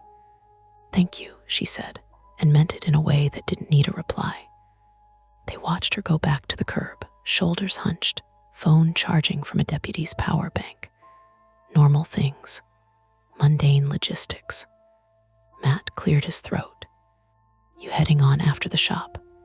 Evan looked down the road, where the frontage merged back toward a more traveled stretch. Daylight made it look harmless, just asphalt and scrub. I don't know, he said. Honesty came easier when he was tired. Might take a day. Matt studied him, then nodded. Yeah, he said. Me too. They stood in companionable quiet, listening to the tick of cooling engines. Somewhere, a semi blew past on the interstate, a long, low rush of sound like weather moving through. By late morning, the scene broke apart. Cones came up. The underpass emptied. The mile marker 214 stood alone again, green and dumb and innocent, its peeled tape catching the sun like it always had. Evan drove slow to the shop in Flagstaff, knee throbbing, every vibration of the cab sending a reminder up his leg. The mechanic whistled low when he saw the line, shook his head. Could have been bad, he said. He said it like 100 other mechanics had said it before, about 100 other things. Evan waited in the greasy plastic chair, watching daytime TV with the sound off. He texted dispatch. He called his sister and didn't tell her everything. He iced his knee. He drank bad coffee. That night, he checked into a motel with a flickering vacancy sign and a carpet that smelled like old smoke. He lay on the bed fully dressed, lights on, listening to the hum of the air conditioner cycling like a breath he didn't trust. Sleep came in pieces. Every time he closed his eyes, he was back under the overpass, sound bouncing wrong, the needle dropping, the moment when stopping stopped being a choice. He woke with his heart racing, hand searching for the wheel. At 3 a.m, his phone buzzed. Unknown number. He stared at it until it stopped. The next day, Matt called. They talked about paperwork and routes and nothing at all. Matt joked about taking a week of daylight runs, said it like a joke, but didn't laugh. Jess sent a message later, a thank you again. A photo of her car finally loaded onto a flatbed, the caption home soon. Evan typed a reply and erased it twice before sending something simple and safe. Weeks passed. The story faded into a report number, then a court date, then a plea. Evan went back to work, but he changed things without announcing it to anyone. No more frontage roads at night. No shortcuts that saved 3 minutes. If a map app offered an alternative, he ignored it. He stopped answering unknown calls altogether. Sometimes, late on a long straight stretch, he'd pass a green sign and feel his chest tighten until he read the number and let the breath go. Sometimes he'd hear a voice on the CB that sounded too clean and reach up to adjust the squelch, heart hammering, until the static swallowed it. The road didn't care. The road never does. One afternoon, months later, Evan stopped at a diner outside Winslow. Sunlight poured through the windows. Families laughed. Coffee refilled itself. On the wall was a collage of Route 66 photos, old cars, neon signs, smiling couples. In one corner, half-cropped, was a picture of a green mile marker. The number wasn't visible. Evan ate his pie slowly, savoring the normalcy. When he paid, he left a little extra without thinking about why. Outside, his truck waited, patched and serviceable, humming like it always had. He climbed in, adjusted the mirror, and caught his own eyes in the glass. They looked tired. They looked older. They looked like someone who would keep driving anyway. As he pulled back onto the highway, the radio crackled. Static. Then and a voice, human, imperfect, breaking on syllables, asked if anyone had coffee to spare at the next stop. Evan smiled despite himself. He keyed the mic. "Yeah," he said, "I do." Behind him, the road unspooled, ordinary and endless, with just enough shadow at the edges to remind him what it could still hide. And that's the end of today's chilling tale. If you enjoyed this story and want more nights full of suspense, don't forget to hit that like button, subscribe to Mia Horror Stories, and turn on the bell so you never miss a scare. I've got plenty more stories waiting for you, so stick around and check out the other videos on the channel. Thanks for watching, and until next time, stay safe and don't look behind you.